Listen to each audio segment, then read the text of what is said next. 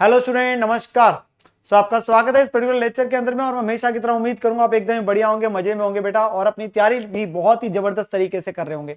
मैं बताता हूं मैं भी एकदम बढ़िया, और हम अपने पास बेटा इस लेक्चर के अंदर में करने वाले हैं डिस्कस सीए इंटरमीडिएट जो पेपर नंबर 1 है अकाउंटिंग का, उसका बेटा revision test paper that is RTP May 2023 attempt का, जो हमारे इंस्टीट्यूट ने आईसीआई ने इशू किया था कुछ दिन पहले। हमेशा बेटा एग्जामिनेशन पर्पस के लिए आरटीपी को अपने पास देख के जाना बहुत ही ज्यादा इंपॉर्टेंट हो जाता है। एंड काफी बार ऐसा होता है कि आरटीपी के अंदर से जो क्वेश्चन है वो डायरेक्टली उठ के आ जाते हैं या सेम टाइप के क्वेश्चन उठ के आ जाते हैं। तो इसीलिए मैं आप लोगों के साथ बेटा इस सेशन के अंदर में इस आरटीपी को पूरे का पूरा डिस्कस करने वाला हूं, जिसके अंदर हर चैप्टर से मोर और लेस आपके पास जो क्वेश्चन है वो आपके पास आए होते हैं। काफी सारे क्वेश्चंस ओवरऑल में बोलूं तो काफी सारे क्वेश्चन जो हमारे पास में पहले से भी इंस्टीट्यूट के द्वारा आए हुए हैं, एंड 100% क्वेश्चंस जो बच्चों ने मेरे से रेगुलर बैचेस पहले लिए हुए हैं, और इवन जो फास्टर के बच्चे वहां पर मैं आप लोगों के साथ में क्वेश्चंस कवर्ड है। बट फिर भी हमें इसे देखना जरूरी है, और कुछ आपके पास छोटी मोटी जगहों पे एक छोटे मोटे कुछ पॉइंट्स है जो हमें सीखने वाले भी है। सो चलिए बेटा हम अपने पास में स्टार्ट करते हैं इस पर्टिकुलर आरटीपी की डिस्कशन को। नाउ बेटा स्टार्टिंग में तो इंस्टीट्यूट ने चीजें लिखी होती है क्लासिफिकेशन कर एप्लीकेबिलिटी, उसमें ऐसा कोई चेंज नहीं है। जितना पिछली बार तक था वही सारी चीजें हैं आपके पास में, तो कोई ऐसा कोई नई बात नहीं है। क्लासिफिकेशन ऑफ एंटिटीज की हमने बात करते हैं, एंड इवन आपके पास जो एप्लीकेबिलिटी है वो सारी चीजें हमारे पास की हुई है। तो यहाँ पे कुछ ऐसा कोई नया नहीं है कि कोई अमेंडमेंट वाली बात है जो आपको समझने की जरूरत है। नाउ सबसे पहला जो क्वेश्चन आता है बेटा वो आता है फ्रॉम दी चैप्टर जो फाइनेंशियल स्टेटमेंट ऑफ कंपनीज है, उसमें बेटा क्वेश्चन जो है वो बैलेंस शीट बनाने से रिलेटेड आ रहा है, जहां पे हमें बैलेंस शीट बनानी है शेड्यूल 3 के हिसाब से। तो क्वेश्चन क्या कहता है, क्वेश्चन में बेसिकली दी हुई है बेटा 31 मार्च 22 की हरी लिमिटेड कह रहा है फॉलोइंग पर्टिकुलर दे रहा है।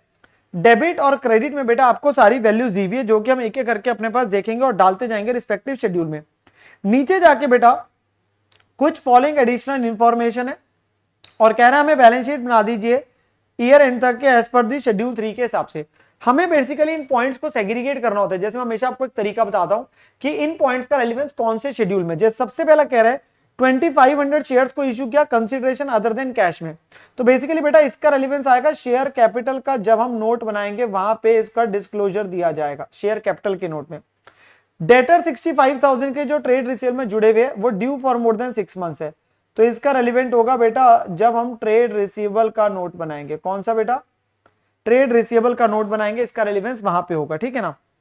Then cost of the assets दे रहा है, तो ये तीनों की कॉस्ट दे रहा है बेटा, इसका रेलिवेंस होगा पीपीई में जब हमारे टेंजिबल फिक्स एसेट की बारी आएगी।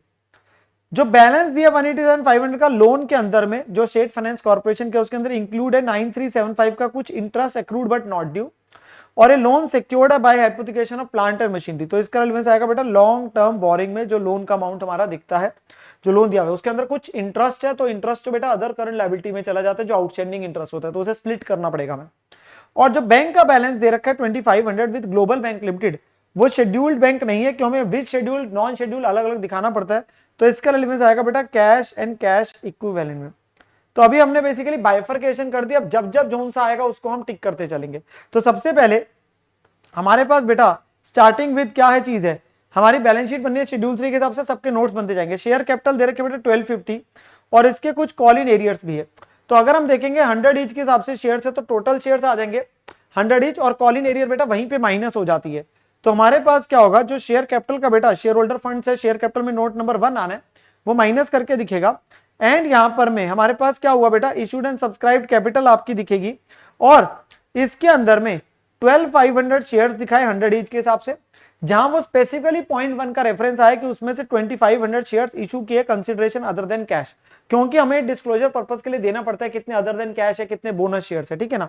वो डिस्क्लोजर का रेलेवेंस है, और कॉल इन एरियर यहीं पे क्या हो गया, माइनस हो गया, ताकि आपके पास जो है अल्टीमेटली पेड अप कैपिटल हमारी आ गई है।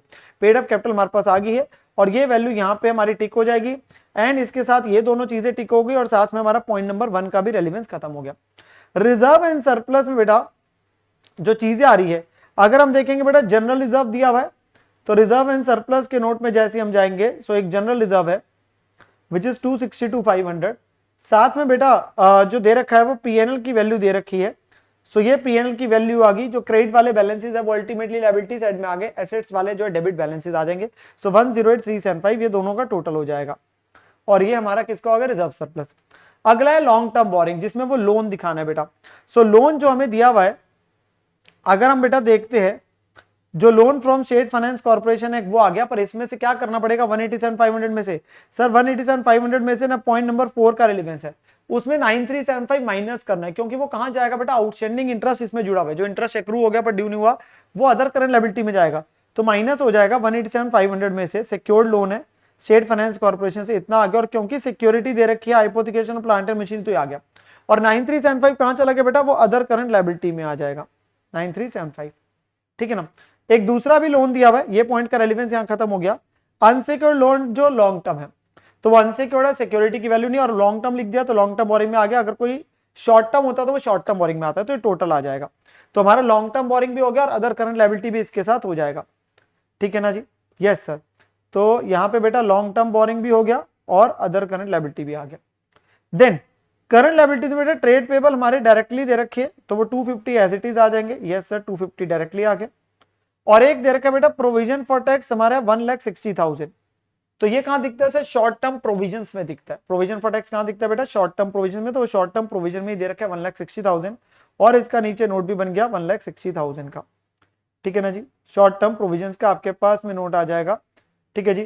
तो ये हम अपने पास में दिखा देंगे, तो 1,60,000 ये वैल्यू हमने अपने पास में दिखा दी प्रोविजन फॉर टैक्स की। ओके सर, यहां तक हमारी बात क्लियर हो गई। और यहां तक हमारे पास में बेटा जो चीज आ रही है वो आपकी लायबिलिटी साइड जो थी, इक्विटी एंड लायबिलिटी साइड, वो कंप्लीट हो जाती है। Now comes your non current assets. Non current asset में बेटा सबसे पहले क्या आता है, पीपी एंड इंटेंजिबल में पीपी आएगा। सो पीपी के लिए बेटा नीचे आपको चीजें दे रखी है जिनकी कॉस्ट दे रखी है। अब यहाँ पे बेटा तीनों दे रखे, land, building, plant, machinery, furniture, इन तीनों की बेटा कौन सी वैल्यू है, ये तो डब्ल्यूडी वैल्यू है, इन तीनों की डब्ल्यूडी वैल्यू है, ये आफ्टर डेप्रिसिएशन है, पर कॉस्ट अलग दे रहा है, तो वो चाहता है कॉस्ट माइनस डेप्रिसिएशन आप करके दिखाओ। तो ये तीनों वैल्यूज हमारे को दे तो रखी है, पर हमने क्या दिखाना है, कॉस्ट माइनस डेप्रिसिएशन करके। तो ये रही कॉस्ट, ये रही कॉस्ट, तो जैसे 750 कॉस्ट है पर डब्ल्यूडी भी दे रखी है, तो हमने क्या करना है, लैंड एंड बिल्डिंग आपकी लिखी 750 और ये डब्ल्यूडी भी दे रखी है, तो बैलेंसिंग फिगर डेप्रिसिएशन आ गई, this is your balancing figure, तो वो डेप्रिसिएशन आ गया। आपने टेबल बनाना है, टेबल बना लो, वैसे भी आप कर सकते हो कि कॉलम ही बना दिए, एसेट का नाम, कॉस्ट, डेप्रिसिएशन और डब्ल्यूडीवी। सेम तरीके से बेटा प्लांट एंड मशीनरी, उसकी कॉस्ट दे रखी है 875 और फर्नीचर की भी दे रखी है, तो तीनों की कॉस्ट डली, ठीक है नहीं, और तीनों की डब्ल्यूडीवी ऊपर मैंने टिक करी थी, तो वो ये वैल्यूज थी, और माइनस कर करके ये डेप्रिसिएशन बैलेंसिंग आ रहा है, तो टोटल डल जाएगा, वो बैलेंस शीट में आ गया। देन इन्वेंट्री डायरेक्टली है बेटा, उसमें दोनों प्रकार की इन्वेंट्री दे रखी है, रॉ मटेरियल और आपके पास फिनिश गुड्स। सो इन्वेंट्री में आ गया 60,500 और 2.5 लाख, सो ये दोनों वैल्यू दिख जाएगी 60,500 और 2.5 लाख, तो 312,500। सो ये दोनों चीजें हमारी टिक हो गई, पीपीई भी, इन्वेंट्रीज भी, ठीक है जी। देन आता है बेटा ट्रेड रिसीवेबल और कैश एंड कैश इक्विवेलेंट, जिसका नोट आना है, ट्रेड रिसीवेबल और कैश एंड कैश इक्विवेलेंट। तो ट्रेड रिसीवेबल और कैश एंड कैश इक्विवेलेंट में क्या क्या आएगा बेटा, ट्रेड रिसीवेबल के टोटल डेटर्स कितने दे रखे हैं, if we see the total debtors my dear student, तो वो है 250, पर उसने बोला है बेटा पॉइंट नंबर 2 में कि इसमें से 65,000 के ऐसे हैं जो due for more than 6 months है, तो वो ड्यू फॉर मोर देन 6 हो गए, बाकी अदर आ जाएंगे जो लेस देन 6 मंथ्स हो गए बेसिकली। सो 60,500 अलग दिख गया, और बेसिकली 65,000 जो आपके पास है वो अलग दिख गया, और माइनस होकर आपका 185 आ गया जो अदर अमाउंट्स आ गए जो लेस देन 6 मंथ्स हो गए, ठीक है ना, टोटल हो गया 250। और फिर कैश एंड कैश इक्विवेलेंट में बेटा कैश इन हैंड तो डायरेक्टली आ जाएगा 37,500, वो हमारा डायरेक्टली डल गया 37,500। कैश एंड कैश इक्विवेलेंट में बेटा बैंक का बैलेंस है 308,3750, और उसने नीचे लिखा है बेटा पॉइंट में कि इसके अंदर में 2500 किस बैंक के साथ है, जो शेड्यूल्ड नहीं है, तो माइनस करके निकल जाएगा कितना शेड्यूल्ड बैंक के साथ है, और बाकी हो गया अदर्स जो नॉन शेड्यूल्ड है, तो वही हमने किया, ये माइनस करके आ गया शेड्यूल्ड बैंक, ये हो गया अदर्स ग्लोबल बैंक, और टोटल हो गया, और टोटल हो गया। तो बस हमें शेड्यूल्ड बैंक और अदर्स अलग करके दिखाना पड़ता है, वो हमने अलग अलग करके यहाँ पे दिखा दिया है, और ये वैल्यू हमारी यहाँ पे टैली हो जाएगी। एंड जिसके साथ में बेटा ये हमारे बैलेंस शीट जो है वो कंप्लीट हो जानी है। एक चीज बची है, मैं उस पर ट्रेड रिसीवेबल और कैश एंड कैश इक्विवेलेंट हो गया, एक सिर्फ बचा है बेटा हमारा एडवांसेस, वो डायरेक्टली आ गया, शॉर्ट टर्म लोन एडवांसेस कुछ नहीं दे रहा तो शॉर्ट टर्म ही मानेंगे, और टोटल मैच कर जाएगा। आपकी सारी चीजें, सारे पॉइंट्स क्वेश्चन के ठीक हो गए, एंड क्वेश्चन पूरे का पूरा यहाँ पे क्या हो जाएगा बेटा, आपका खत्म हो जाएगा मेरे प्यारे बच्चों, ठीक है ना। देन बेटा अगला जो क्वेश्चन आता है क्वेश्चन नंबर 2, बहुत आसान, मैनेजरियल रेम्युनरेशन को लेके जहां पे इफेक्टिव कैपिटल निकालने की बात हो रही है। सो क्वेश्चन दे रहा है ओमेगा लिमिटेड इंफॉर्मेशन आपको दे रहा है 31 मार्च 22 की, ऑथराइज दे रखी है कैपिटल, इशूड एंड सब्सक्राइब चीजें देता जा रहा है, और नीचे जाके पॉइंट क्या है, एक तो कह रहा है शेयर सस्पेंस में वो एप्लीकेशन बनी है जिसकी अलॉटमेंट अभी तक नहीं हुई है। हमें कह रहा है इफेक्टिव कैपिटल बता दीजिए एज पर पोजीशन शेड्यूल 5, अगर वो कंपनी नॉन इन्वेस्टमेंट है, मतलब नॉर्मल कंपनी है, और क्या आपका आंसर डिफर करेगा अगर वो इन्वेस्टमेंट है। तो इसका फर्क आता है इन्वेस्टमेंट्स को कब माइनस करना है कब नहीं करना, तो वो रेलिवेंस सिर्फ इन्वेस्टमेंट का है, बाकी चीजें बिल्कुल बेटा क्या है, ऑल टुगेदर सेम है। तो हम क्या करते हैं बेटा, यहाँ पे कॉलम बना लेते हैं और उसके हिसाब से चीजें डालनी शुरू करते हैं। तो हमने 2 कॉलम यहाँ पे बना लिए बेसिकली, एक अगर वो इन्वेस्टमेंट कंपनी और अगर एक नॉन इन्वेस्टमेंट, तो पहले आ गया नॉन इन्वेस्टमेंट जो उसने पूछा था, और एक आ गया अगर वो इन्वेस्टमेंट कंपनी है। फर्क सिर्फ किसका पड़ता है सर, फर्क सिर्फ पड़ता है हमारी इन्वेस्टमेंट्स की वैल्यू का, किसका, इन्वेस्टमेंट्स की वैल्यू का। तो बेटा सबसे पहले कैपिटल कौन सी आनी है सर, कैपिटल हमारी पेड अप कैपिटल आ जाएगी, ऑथराइज नहीं आती बेटा। सो ये 3875 प्रेफरेंस है और इक्विटी वाली कितनी है, 2 करोड़ 16 लाख, 3875 और 2 करोड़ 16 लाख, ठीक है जी। देन अगली चीज शेयर सस्पेंस आएगा, नो सर, वो नीचे लिखा है, वो एप्लीकेशन बनी है जिसकी अभी तक आपके पास में बेसिकली अलॉटमेंट नहीं हुई, तो वो तो अलग पैसा पड़ा होता है ना, तो इसलिए वो यूज नहीं हो सकता बिजनेस में, इसलिए उसको हम कंसीडर नहीं करते यहाँ पे। रिजर्व्स एंड सरप्लस में बेटा उसने हमें क्वेश्चन में क्या चीज दी है बेटा, वो कह रहा है इसमें 250 का जो है वो रीवैल्यूएशन है, तो रीवैल्यूएशन नहीं आता है, तो हमें 438,750 में से 250 माइनस करना है, तो बनेगा 188,750, तो 188,750 हमारी वैल्यू ली जाएगी, बिल्कुल सही बात है। देन सिक्योरिटी में आता है, यस सर, तो सिक्योरिटी में भी आ जाएगा 112,500। देन लॉन्ग टर्म बोरिंग्स आती है, तो डिबेंचर आएगा यस, पब्लिक डिपॉजिट्स आएगा यस, ये दोनों आगे 14625 और 832,500 दोनों में आ रहे हैं, चाहे नॉन इन्वेस्टमेंट है चाहे इन्वेस्टमेंट है। और cash credit loan short term लिख दिया बेटा, तो शॉर्ट टर्म नहीं आएगा, शॉर्ट टर्म नहीं आएगा, हमारी सिर्फ लॉन्ग टर्म वाली आती है, सिर्फ लॉन्ग टर्म वाली आती है, ठीक है। देन बेटा ट्रेड पेबल का कोई रेलिवेंस नहीं है। PNL account debit balance, investment में आता हूं, डेबिट मतलब लॉस, डेबिट मतलब लॉस, मोर और लेस आप बात मान के चलिए बेटा, इफेक्टिव कैपिटल का रेलिवेंस तब होता है जब प्रॉफिट्स नहीं होते, इनएडिक्वेट होते हैं, सो तब लॉस ही हो रहा होता है, इसमें तो लॉस ही दे रहा, तो वो माइनस हो जाएगा। सो 3425 दोनों जगह माइनस हो गया, वो माइनस हो रहा है, लॉस है, वो माइनस होगा उसका टोटल करके। और फिर है इन्वेस्टमेंट, नॉन इन्वेस्टमेंट जो है बेटा ये किस केस में माइनस होगी सर, जहां पे नॉन इन्वेस्टमेंट, क्योंकि नॉन इन्वेस्टमेंट का इज अ नॉर्मल कंपनी, अगर उसने अपना पैसा कहीं और लगा दिया शेयर डिवेंचर्स में, तो उन्होंने अपना पैसा इफेक्टिवली बिजनेस में नहीं लगाया, तो इसलिए हम उसको माइनस कर देते हैं। जबकि इन्वेस्टमेंट कंपनी का तो काम ही यही है, उनका तो ऑब्जेक्ट ऑफ द बिजनेस ही यही है, तो उस केस के अंदर में वहां पे माइनस नहीं होगा, तो वो अल्टीमेटली सिर्फ माइनस कितना होता है, नॉन इन्वेस्टमेंट भी यहाँ पे नहीं होता। आप टोटल करेंगे, टोटल की हमारा ऊपर की वैल्यू इसका नीचे का, और माइनस करके इफेक्टिव कैपिटल आ गया, दोनों का फर्क सिर्फ और सिर्फ किसका बेटा, इसका, विच इज योर इन्वेस्टमेंट, जो कि फर्क रहता है। रेमुनरेशन नहीं पूछी, नहीं तो हम लिमिट्स लगा के रेमुनरेशन भी बता देते हैं कि वो लेस देन 5 करोड़ है, तो पहली वाली लग जाती है इफेक्टिवली, ठीक है ना।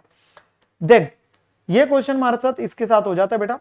नेक्स्ट क्वेश्चन पे आते हैं, नेक्स्ट क्वेश्चन इजी क्वेश्चन है कैश फ्लो स्टेटमेंट का, बड़ा ही आसान सा क्वेश्चन दिया इंस्टीट्यूट ने कैश फ्लो का। बैलेंस शीट दे रखी है बेटा कंपनी फॉक्स लिमिटेड की, कह रहा है प्रिपेयर करिए cash flow statement using the indirect method से बनानी है। सो 31 मार्च 21, 31 मार्च 20, तो बेटा पहले दिया करंट ईयर की, फिर दिया पिछले साल की, लास्ट ईयर की, प्रीवियस ईयर की, ठीक है ना। तो पहले हमारे को लेटेस्ट ईयर की दी, फिर तो डिफरेंस देखने में थोड़ा सा उसका ध्यान होता है। शॉर्ट टर्म प्रोविजन में उसने प्रोविजन फॉर टैक्स दिया, बाकी शेयर कैपिटल रिजर्व सरप्लस का नीचे नोट है वो देख लेते हैं। नॉन इसमें किसी का नोट नहीं है, तो शेयर कैपिटल में दोनों इक्विटी और प्रेफरेंस, और रिजर्व में बेटा उसने हमें दे दिया है कि ये आपका 25,000 जो पिछले साल का क्लोजिंग था वो अगले साल का ओपनिंग हो गया, इस साल कितना कमाया, डिविडेंड दिया, तो क्लोजिंग कितना रहेगा 35। तो एक्चुअली में अगर देखा जाए नेट में इस साल जो कमाया 25 के बदले 35, 10,000 कमाया, 20 माइनस डिविडेंड करके। डिविडेंड पे भी हमारा इतना ही हुआ है 30 बेसिकली, क्योंकि कुछ लायबिलिटी साइड तो दिख ही नहीं रहा कि डिक्लेयर्ड अलग है पेड अलग है, तो उतना ही पीएनएल में गया है, उतना ही पेड है। और डेप्रिसिएशन का खर्चा इस साल का 40 है, तो वो नॉन ऑपरेटिंग नॉन कैश आ जाएगा, जो ऑपरेटिंग एक्टिविटी में चला जाएगा। क्वेश्चन बहुत ही स्ट्रेट फॉरवर्ड है, कोई लेजर अकाउंट वगैरह की जरूरत ही नहीं है, फिक्स एसेट की एक बात करनी होगी वो हम कर लेंगे। हमारी स्टेटमेंट शुरू कहां से होती है बेटा, ऑपरेटिंग एक्टिविटी। बेटा ऑपरेटिंग एक्टिविटी हमेशा शुरू होती है इंक्रीज इन पीएनएल से, इस साल कितना कमाया आफ्टर ऑल दी अप्रोप्रिएशंस, ताकि हम अपने पास शुरू कर सके। तो हमारा इंक्रीज कितना बेटा, that is 35 minus 25, that is 10,000। तो we will start our cash flow statement हमारी कैश फ्लो स्टेटमेंट जो बेटा चालू होगी, जो कैश फ्लो स्टेटमेंट चालू होगी, जिसके अंदर सबसे पहले बेटा कौन सी एक्टिविटी आ रही है, ऑपरेटिंग एक्टिविटी आ रही है, वो शुरू ही किससे होगी बेटा, नेट प्रॉफिट से। सो नेट प्रॉफिट है ही कितना, 35 माइनस 25, 10,000। क्या है डिविडेंड के बाद है जितना डिक्लेयर किया, यस सर, तो डिविडेंड को क्या कर देंगे, एड बैक, कितना, 10,000, क्योंकि यही पेड है तो फाइनेंसिंग में यही जाना है, तो मैं साथ के साथ चाहे फाइनेंसिंग में भी टिक कर देता हूं कि डिविडेंड पेड हमारा फाइनेंसिंग में भी आना है 10,000, क्योंकि यही डिक्लेयर है, यही पेड है, अलग से नहीं है, जितना डिक्लेयर किया प्रॉफिट से माइनस उतना ही पे हुआ है, तो वो पॉइंट हमारा खत्म ही हो गया, तो उसका रेलिवेंस ही खत्म हो गया, ठीक है ना। और रिजर्व सरप्लस जो मैंने डाला था उनका भी टिक हो गया, उसका अब रेलिवेंस खत्म हो गया, वो डिफरेंस लिया हमने। अब प्रोविजन फॉर टैक्स में देखेंगे तो कुछ नहीं बताया अलग से पेड और वो, तो बेटा हमेशा क्या मानते हैं, क्लोजिंग वाला प्रोवाइड फॉर है और ओपनिंग वाला पेड है। क्लोजिंग वाला कौन सा है, 8,000 है, करंट ईयर वाला जो है, तो 8,000 प्रोवाइड फॉर है, उसने पीएनएल में जाके प्रॉफिट कम किया तो उसे ऐड करेंगे, जबकि एक्चुअली में जो पे किया ऑपरेटिंग क्लास में होगा वो 5,000 आएगा, तो वो हम अपने पास देख लेते बेटा, 8,000 जो है ऐड वो होगा प्रोविजन फॉर टैक्स का, और लास्ट में जाके जब हम माइनस करते हैं तो बेटा टैक्स पेड का माइनस कितना करते हैं, 5,000। ऑब्वियसली क्वेश्चन कुछ नहीं कहता, तो यही हमारी जम्पशन है कि भाई क्लोजिंग वाला जो है वो इस साल प्रोवाइड फॉर और ओपनिंग वाला पेड है, तो वही हमने यहाँ पे किया, तो प्रोविजन फॉर टैक्स भी हो गया। अब कोई भी आपके पास एक्स्ट्रॉर्डिनरी वगैरह चीज नहीं है, ऑपरेटिंग प्रॉफिट आ जाएगा, प्रॉफिट आ गया before tax and extraordinary item, इसमें एडजस्टमेंट नॉन कैश वगैरह के आइटम्स की बेटा कोई परसेंटेज वाली चीज नहीं है कि डिबेंचर इंटरेस्ट वगैरह कोई बेचा हो कोई चीज हो, बस एक डेप्रिसिएशन है, तो डेप्शन क्या हो जाएगी, ऐड 40,000, सो डेप्रिसिएशन ऐड होगी बेटा 40,000, ये 28 आया, डेप्शन ऐड हुई हमारी, ठीक है ना, और फिर ये बन गया operating profit before working capital changes. अब हमें क्या क्या करना है सर, अब हमें चेंजेस लेने वर्किंग कैपिटल के, तो starting from the asset side, asset side में बेटा अगर आप देखेंगे इन्वेंट्री 50 से 120 हुई है, तो इंक्रीज है 70 का, तो माइनस हो जाएगा, इंक्रीज इन इन्वेंट्री 70 का माइनस है, ठीक है ना। फिर ट्रेड रिसीवेबल 25 से 1 लाख हुए है, तो 75 का इंक्रीज है, तो क्या हो जाएगा अगेन माइनस, तो 75 का इंक्रीज माइनस हो गया। फिर कैश एंड कैश इक्विवेलेंट तो टैली ही करना है, अदर करंट जब 45 से 78 हुआ तो 33 का इंक्रीज है, वो भी क्या हो गया minus, so increase in other current asset 33 minus हो गया। देन इसके अलावा बेटा ट्रेड पेबल है हमारे, सो ट्रेड पेबल 60 से 150 हुए हैं, 90 का इंक्रीज है, तो वो क्या हो जाएगा आपका बेसिकली ऐड, तो ये चेंजेस आया, ये हमारा आया बेटा ऑपरेटिंग प्रॉफिट बिफोर बेसिकली जो टैक्स आपके पास है जनरेटेड फ्रॉम ऑपरेशंस, एंड उसमें से टैक्स माइनस किया तो फाइनल आंसर आ गया -25। This is your operating profit का जो आ रहा है यूज्ड इन, ये क्या आ रहा है यूज्ड इन, ठीक है। इन्वेस्टिंग में बेटा कोई दिक्कत ही नहीं है, फिक्स एसेट्स की बात होनी है, खरीदने बेचने या इन्वेस्टमेंट की, तो इन्वेस्टिंग में अगर आप देखेंगे पीपी हमारा 180 से 350 हुआ है, पीपी हमारा बेटा 180 से 350 हुआ है, तो उस केस के अंदर में अगर हम चेक करते बेटा 180 से अगर 150 वो हो रहा है, तो बेटा यहां पर मैं आप ये नहीं बोल सकते 170 का खरीदा है, नो, डेप्रिसिएशन भी थी ना, सो डेप्रिसिएशन कितने की थी, 40 की थी, तो बेटा अगर मैं देखूं तो मेरे पास में ओपनिंग बैलेंस जो था वो 180 है और क्लोजिंग जो है वो 350 है और डेप्रिसिएशन 40 है,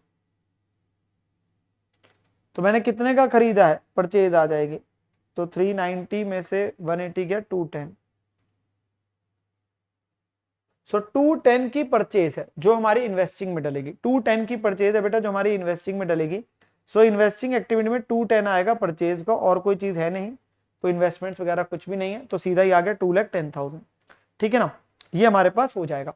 अब आती है फाइनेंसिंग की, फाइनेंसिंग में बेटा अगर हम चेक करेंगे तो हमारे शेयर्स का मेनली आ रहा है, तो इक्विटी शेयर्स भी इशू करे और प्रेफरेंस शेयर भी इशू करे, 2 लाख से 410 हुआ है और 1 लाख से 150, तो एक में 210 का इंक्रीज है, एक में 50 का इंक्रीज है, 210 का और 50 का, तो वह इक्विटी और प्रेफरेंस शेयर्स का इशू है, तो ये दोनों भी हो गए, ऊपर की सारी चीजें हो चुकी है, ये शेयर्स वाला हो चुका है हमारा जो हुआ, सारी चीजें हो गई। कैश फ्लो अपने पास में निकालेंगे, इस एक्टिविटी का net increase in cash and cash equivalent आया बेटा, ओपनिंग जैसे ही डालेंगे बेटा क्लोजिंग से टैली हो जाना चाहिए, तो ओपनिंग कितना है सर, ओपनिंग है 90, क्लोजिंग है 105, तो क्या वो टैली हो रहा है, यस सर वो बिल्कुल टैली हो रहा है, ओपनिंग 90 डाला और क्लोजिंग आ गया। अरे इससे ज्यादा इजी क्वेश्चन नहीं हो सकता था, सच में बहुत ही इजी और बहुत ही स्ट्रेट फॉरवर्ड था क्वेश्चन ये वाला, ठीक है ना, यस सर ये क्वेश्चन भी हमारा हो जाता है। देन बेटा जो नेक्स्ट क्वेश्चन आ रहा है that is profit prior to incorporation का, स्टार्टिंग विद क्वेश्चन प्रॉफिट और लॉस प्रायर टू इनकॉर्पोरेशन। तो क्वेश्चन क्या कहता है, कहता है एक न्यू वेंचर है जो बिजनेस कैरी ऑन कब से किया बेटा, 1 जून 2021 से। इनकॉर्पोरेशन कब करी, 1 अक्टूबर को। और पहले अकाउंट्स कब तक बनाए, 31 मार्च तक के। सो 1 जून, 1 अक्टूबर और 31 मार्च। अब बेटा यहां पे ये प्री का और पोस्ट का पीरियड है, तो प्री के कितने महीने हुए सर, जून जुलाई अगस्त सितंबर, 4 महीने, और पोस्ट के 6 महीने। ये आपकी टाइम रेशियो भी आ जाएगी इससे 2:3, ठीक है ना।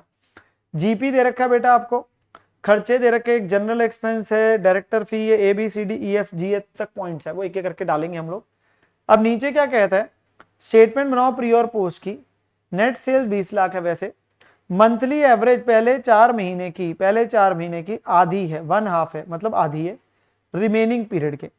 और प्रॉफिट का जो रेट है, जीपी रेट हमारा सेम है, तभी हम जीपी को सेल्स रेशियो बांटते हैं। इंटरेस्ट टैक्स इग्नोर करते हो तो वह वैसे ही कर देते जब तक नहीं देता। अब बेटा यहां पे इसका मतलब क्या है, अगर इसका मतलब ये बेटा टाइम रेशियो तो इजिली आ जाएगी, सेल्स रेशियो के लिए क्या आ रहा है, अगर इस समय सेल्स जो है वो x पर मंथ थी, तो इस समय बेटा 2x पर मंथ हुई। अगर पहले 4 महीने, और 4 महीने प्री का ही था, x थी तो बाद में 2x होगी, तो प्री की सेल्स कितनी हुई, 4 के 4 महीने x चली, 4x होगी। और पोस्ट की कितनी हुई, 6 के 6 महीने 2x हुई, 12x होगी। तो सेल्स रेशियो इज 4x:12x, 1:3। और जो टाइम रेशियो है बेटा वो तो महीनों के हिसाब से 4:6, 2:3, दैट इज 2:3। तो बहुत ही स्ट्रेट फॉरवर्ड, बहुत ही इजी किया हुआ क्वेश्चन, बिल्कुल हमारा पहले भी। तो यहाँ पे बेटा जीपी जो है 120 का है। अब 120 को किससे बांटना शुरू करेंगे सर, सेल्स रेशियो में। सो 120 को हमने बेटा सबसे पहले सेल्स रेशियो बांटा, तो जीपी सेल्स रेशियो में आया 1:3, 30 एंड 90, टोटल 120 बैठ गया। नीचे रेशियो दे रखी है, वो एक्स लेके निकालो, उन्होंने 100 लेके निकाला बेटा, वही किया हुआ है, आ रहा वही है सेल्स रेशियो, उसमें कोई दिक्कत नहीं है, ठीक है। फिर अगला आ रहा है बेटा हमारा खर्चा general expense. General expense normal है बेटा, तो टाइम रेशियो में जाएगा 2:3 में। सो टाइम रेशियो में गया 2:3 में 24,000। सो 24,000 डिवाइडेड बाय 5, अगर आप चेक करेंगे इंटू 2, 9600 और 14,400 आ गया, 9600 और 14,400 आ गया बेटा, ठीक है ना। सो ये भी हो गया। फिर अगला खर्चा बेटा क्या दे रखा है, अगला खर्चा क्या दे रखा है, कहते हैं डायरेक्टर फीस है 24,000 पर एनम लिखा है। अब डायरेक्टर तो कब होगा, जब कंपनी बनेगी। अब हमारा पोस्ट का पीरियड था ही 6 महीने का, तो 6 महीने के हिसाब से तो 12 महीने का दे रखा है, तो आधे साल का कितना हुआ, हमारे को तो 6 महीने का चाहिए, तो 24,000 डिवाइडेड बाय 12, क्योंकि हर महीने का निकालना और 6 महीने, तो 12,000 आ जाएगा। और ये 12,000 जाएगा भी सिर्फ किस में सर, पोस्ट में। 12,000 जाएगा भी किस में, सिर्फ पोस्ट में, वही गया एक्चुअल जो आ रहा है, और पोस्ट में गया, ठीक है ना। इनकॉर्पोरेशन का खर्चा again sir only post 4,000, only post. Incorporation का खर्चा अगेन पोस्ट 4,000, ठीक है ना। देन अगला बेटा रेंट 31 दिसंबर तक 6,000 पर एनम था, उसके बाद इंक्रीज होके कितना पहुंच गया 8,000 पर एनम। अब पर एनम दे रहा है, प्लीज पर मंथ पे आएंगे। प्री में कितने महीने थे, 4, जून जुलाई अगस्त सितंबर, तब तक 6,000 पर एनम चल रहा था। तो बेटा 6,000 पर एनम के हिसाब से एक्चुअल निकल जाएगा हमारा, पर मंथ के हिसाब से 500 पर मंथ हुआ, तो 4 महीने प्री के हुए 2,000 प्री का हो गया। पोस्ट में अक्टूबर नवंबर दिसंबर 3 महीने तो यही चला 500 के हिसाब से, और बाद में 31 दिसंबर के बाद 1 जनवरी से 8,000 पर एनम हो गया। तो डिवाइड बाय 12 इंटू कितने महीने, जनवरी फरवरी मार्च, 3 महीने और है, तो 8,000 इंटू 3/12, तो ये आ गया टोटल। प्री और टोटल पोस्ट एक्चुअली निकाल लिया बेटा। आपने क्या किया, एक्चुअल पता कर लिया। जैसे ही कभी भी चीज कोई पर एनम देता है, पर मंथ देता है, तो आप एक्चुअल वैल्यूज ही अपने पास में डिटरमिन कर लेते हैं, और वही हमने यहाँ पे किया बेटा, ठीक है ना। सो ये 2,000 और 3,500 हमारा निकल गया एक्चुअल का रेंट। अब देखो रेंट कब से बढ़ रहा है वो एक अलग बात है, प्री और पोस्ट का पीरियड बेटा क्वेश्चन में फिक्स होता है, ठीक है ना। फिर अगला पॉइंट डिफरेंट है, कह रहे रेंट सैलरी जो मैनेजर की है, जो इनकॉर्पोरेशन पे क्या बना, डायरेक्टर। एक पहले मैनेजर रखा हुआ था हमने, वो इनकॉर्पोरेट जैसी कंपनी हुई तो डायरेक्टर बन गया, उसकी 12,000 पर एनम की सैलरी है। उसकी रेम्युनरेशन जो डायरेक्टर के तौर पे ना ऊपर फिगर जो डायरेक्टर फीस की थी उसमें जुड़ चुकी है, तो उसकी बाद वाली वैल्यू इसमें जुड़ चुकी है बेटा। जब वो डायरेक्टर बना तो बाद में डायरेक्टर फी मिली और डायरेक्टर फी ऊपर वाली वैल्यू में जुड़ चुकी है, तो क्या हम वो पहले से ही डाल चुके? यस। पर बेटा प्री के समय तो मैनेजर था, तो मैनेजर की सैलरी तो आएगी ना। कौन से पीरियड की? सिर्फ प्री की। सर बाद में नहीं आएगी, बाद की ऊपर आ चुकी है पॉइंट बी में, वो उसमें जुड़ी हुई है, तो वो तो ऑलरेडी आ चुकी है। प्री वाले हिस्से क्या है कि 12,000 पर एनम के हिसाब से है, तो 12,000 पर एनम के हिसाब से, और हमारे पास कितने महीने थे प्री के? सर 4 महीने। सो 4 महीने का आपका आ जाएगा ओनली प्री। मैं ये नहीं कह रहा मैनेजर का बाद में पैसे नहीं दिए, पर जो दिए थे वो ऑलरेडी जुड़े हुए, तो इसलिए यहाँ पे वो इस वाली वैल्यू में ऑलरेडी जुड़ चुके हैं, तो इसलिए वो दोबारा रेपिटेशन नहीं होगी। एक ही बार रेपिटेशन, एक ही बार आएगा ना, रेपिटेशन तो ना होगी। फिर अगला एडवर्टीजमेंट का खर्चा 5,000 बेटा परटेन्स करता है इनकॉर्पोरेटेड कंपनी को, तो वो तो उसने लिख ही दिया, वो कंपनी का है तो पोस्ट में आएगा। तो एडवर्टीजमेंट का खर्चा सिर्फ और सिर्फ पोस्ट में ही आएगा, उसने लिख ही दिया कंपनी का है, नहीं लिखता तो सेल्स रेशियो मानता। और बैड डेट 4,000 वो सेल्स रेशियो में जाएगा 1:3 में। अब जैसे ही निकालेंगे अपने पास में जीपी में से सारे खर्चे माइनस करेंगे बेटा, आपका प्रॉफिट आ जाएगा। प्री का प्रॉफिट कहां गया? कैपिटल रिजर्व में। और पोस्ट का प्रॉफिट कहां गया? पीएनएल में। Treated as revenue, treated as revenue. So ये सॉल्विंग हो जाएगी बेटा क्वेश्चन की, चेक कर लेंगे क्वेश्चन, समझ आ जाएगा, ठीक है ना। सो ये क्वेश्चन हमारा हो जाता है। देन अगला क्वेश्चन बेटा बहुत ही आसान है, चैप्टर भी वही है, bonus issue. So that is accounting for bonus issue का क्वेश्चन आ रहा है, ठीक है जी। कहता है फॉलोइंग आइटम्स अपीयर कर रही है in the trial balance of Satish limited 31 मार्च 2022 की, जिसके अंदर में उसने हमें दे रखी है सारी वैल्यूज। कंपनी डिसाइड किया इशू करने का bonus share to equity share holders at the rate of 1 share for every 3 shares held. हर 3 के बदले बेटा 1 शेयर किया जा रहा है, हर 3 के बदले 1 शेयर इशू किया जा रहा है। कंपनी ने डिसाइड किया है कि मिनिमम रिडक्शन होनी चाहिए फ्री रिजर्व में। कंपनी ने ये डिसाइड किया कम से कम मात्रा में फ्री रिजर्व्स को यूज करना, तो पहले आप स्पेसिफिक रिजर्व्स को यूज करते हैं, जनरल एंट्री डाल दो। तो 1 फॉर एवरी 3 के हिसाब से बेटा कितने शेयर्स है? सर 9,000 है। तो बेटा जब 9,000 शेयर दे रखे हैं, तो हम 1 फॉर 3 के हिसाब से कितने बोनस शेयर्स इशू करेंगे? Sir 3,000 shares. अब 3,000 शेयर्स का मतलब हो गया 100 रुपए के हिसाब से 3 लाख रुपए। मुझे 3 लाख रुपए इकट्ठे करने हैं, किस किस को यूज करूंगा? सबसे पहले सीआरआर, ठीक है ना। फिर सिक्योरिटी प्रीमियम आ जाएगा, क्योंकि हम कैश ही मानते, कुछ नहीं लिख रहा, तो ऑटोमेटिकली वही आ गया। तो सीआरआर सिक्योरिटी प्रीमियम तो सबसे पहले आ गया ना सर? Yes sir. तो ये हमारे पास में सीआरआर आ गया बेटा 60, सिक्योरिटी प्रीमियम 80। फिर अब कैपिटल रिजर्व में बेटा वैसे नहीं लेते क्योंकि वो रिवैल्यूएशन वाला होता है, पर इन कैश वाले को हम फ्री रिजर्व मानते हैं, तो 80 profit on sale of plant दे दिया, तो ये वाला हिस्सा यूज हो जाएगा जो हमारा इन कैश वाला, तो हमने ये यूज कर लिया। और बाकी उसके बाद आपकी मर्जी, अब जनरल रिजर्व पीएनएल में से जिस मर्जी को यूज कर लो, क्योंकि 3 लाख पूरा करना है। जनरली भी से एज अ स्टूडेंट भी ऑलवेज से जनरल रिजर्व को पहले रखो, ताकि आपके माइंड में सीक्वेंस क्लियर हो। वैसी कोई हार्ड एंड फास्ट नहीं, आप पीएनएल भी यूज कर सकते हैं, पर वैसे ही मैं कह रहा हूँ। सो जनरल रिजर्व हमने, बाकी बैलेंसिंग फिगर है ये। सर कहां से आया 80? बेटा 3 लाख पूरा करना था जो मैंने निकाला था अभी, तो 3 लाख के लिए बाकी रिजर्व्स आ गए स्पेसिफिक वाले, और फिर आपका जनरल रिजर्व आ गया फ्री रिजर्व, और फिर bonus to share holder to equity share capital 3 lakh. और इंस्टीट्यूट ने भी लिख के दिया जनरल रिजर्व की बजाय आप पीएनएल भी यूज कर सकते थे। कैपिटल रिजर्व जो कैश वाला उसे भी फ्री रिजर्व ही माना जा रहा है, पर हम उसको पहले यूज करने की बात कर देते हैं instead of general reserve PNL. But एक चीज ध्यान रखें, सीआरआर और सिक्योरिटी में सबसे पहले आएगा फुली पेड बोनस शेयर्स के लिए सेक्शन 63 के हिसाब से, सेक्शन 63 के हिसाब से बेटा, ठीक है ना।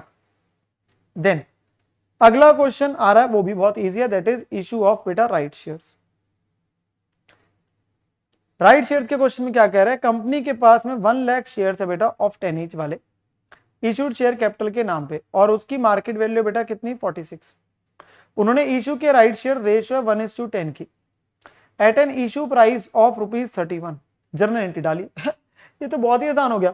अब बेसिकली 1 लाख शेयर कंपनी के पहले 1:10, 10 फॉर एवरी 1, तो 1 लाख इंटू आपके पास 1/10 हो गया बेटा 10,000 शेयर इशू करने, राइट के कितने? 10,000 शेयर। अब बेटा ये जो 10,000 शेयर हम इशू करने की बात कर रहे हैं, 10,000 शेयर, सवाल ये उठता है कि ये 10,000 शेयर जो हम इशू करेंगे उसके अंदर में बेटा बस मेरे को इतनी चीज जाननी है कि 10,000 शेयर्स के अंदर में इसका इशू प्राइस क्या है? सर इशू प्राइस है हमारा 31, और इशू प्राइस जो 31 दिया हुआ है बेटा उसकी फेस वैल्यू हमारी कितनी है? 10 रुपए, बस बात खत्म। 46 का कोई रेलेवेंस नहीं है, 10 वाला शेयर 31 पे इशू हो रहा है और इशू हो रहे 10,000 शेयर, तो बस उसी की एंट्री डालनी है। So bank account debit to equity share capital to security में 10,000 शेयर इशू हुए 31 पे, 310 यहाँ आया, 10 रुपये यहाँ आया, ये आ गया 21 रुपीज जो प्रीमियम है, क्योंकि 10 रुपये कैपिटल में गया तो 21 रुपये प्रीमियम हो गया, 21 रुपये प्रीमियम हो गया। तो बहुत ही स्ट्रेट फॉरवर्ड और बहुत ही आसान सा क्वेश्चन था राइट इशू का, ठीक है ना। नहीं तो इसमें generally x right value of right निकालने को कहते हैं, ठीक है ना। देन अगला जो क्वेश्चन है दैट इज योर बेटा रिडम्पशन ऑफ प्रेफरेंस शेयर्स का। किसका बेटा? रिडम्पशन ऑफ प्रेफरेंस शेयर्स का। नाउ इस क्वेश्चन में वो क्या कह रहा है, इंस्टीट्यूट का जो शेड्यूल मिडिल का क्वेश्चन है उसी की वैल्यूज को बस थोड़ा सा चेंज करा, उन्होंने क्वेश्चन डाल दिया। बोर्ड ऑफ डायरेक्टर्स ने डिसाइड किया कि हम minimum number of equity shares issue करना चाहते हैं 9 रुपए वाले, रिडीम करेंगे ₹250 के प्रेफरेंस शेयर।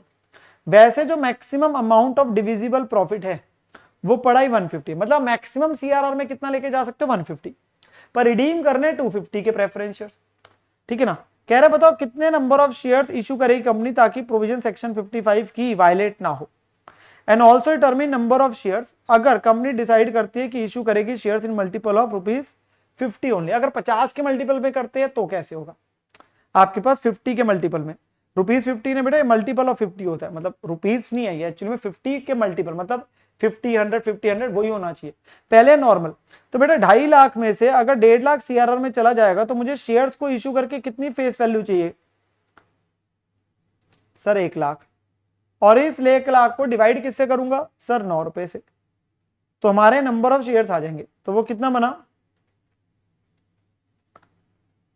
11,111.11 बस पॉइंट यही है बेटा। यहां पे आपने राउंड ऑफ नहीं करना, आप राउंड ऑफ करोगे तो बोलोगे 11,111, बेटा उसमें प्रॉब्लम हो जाएगी।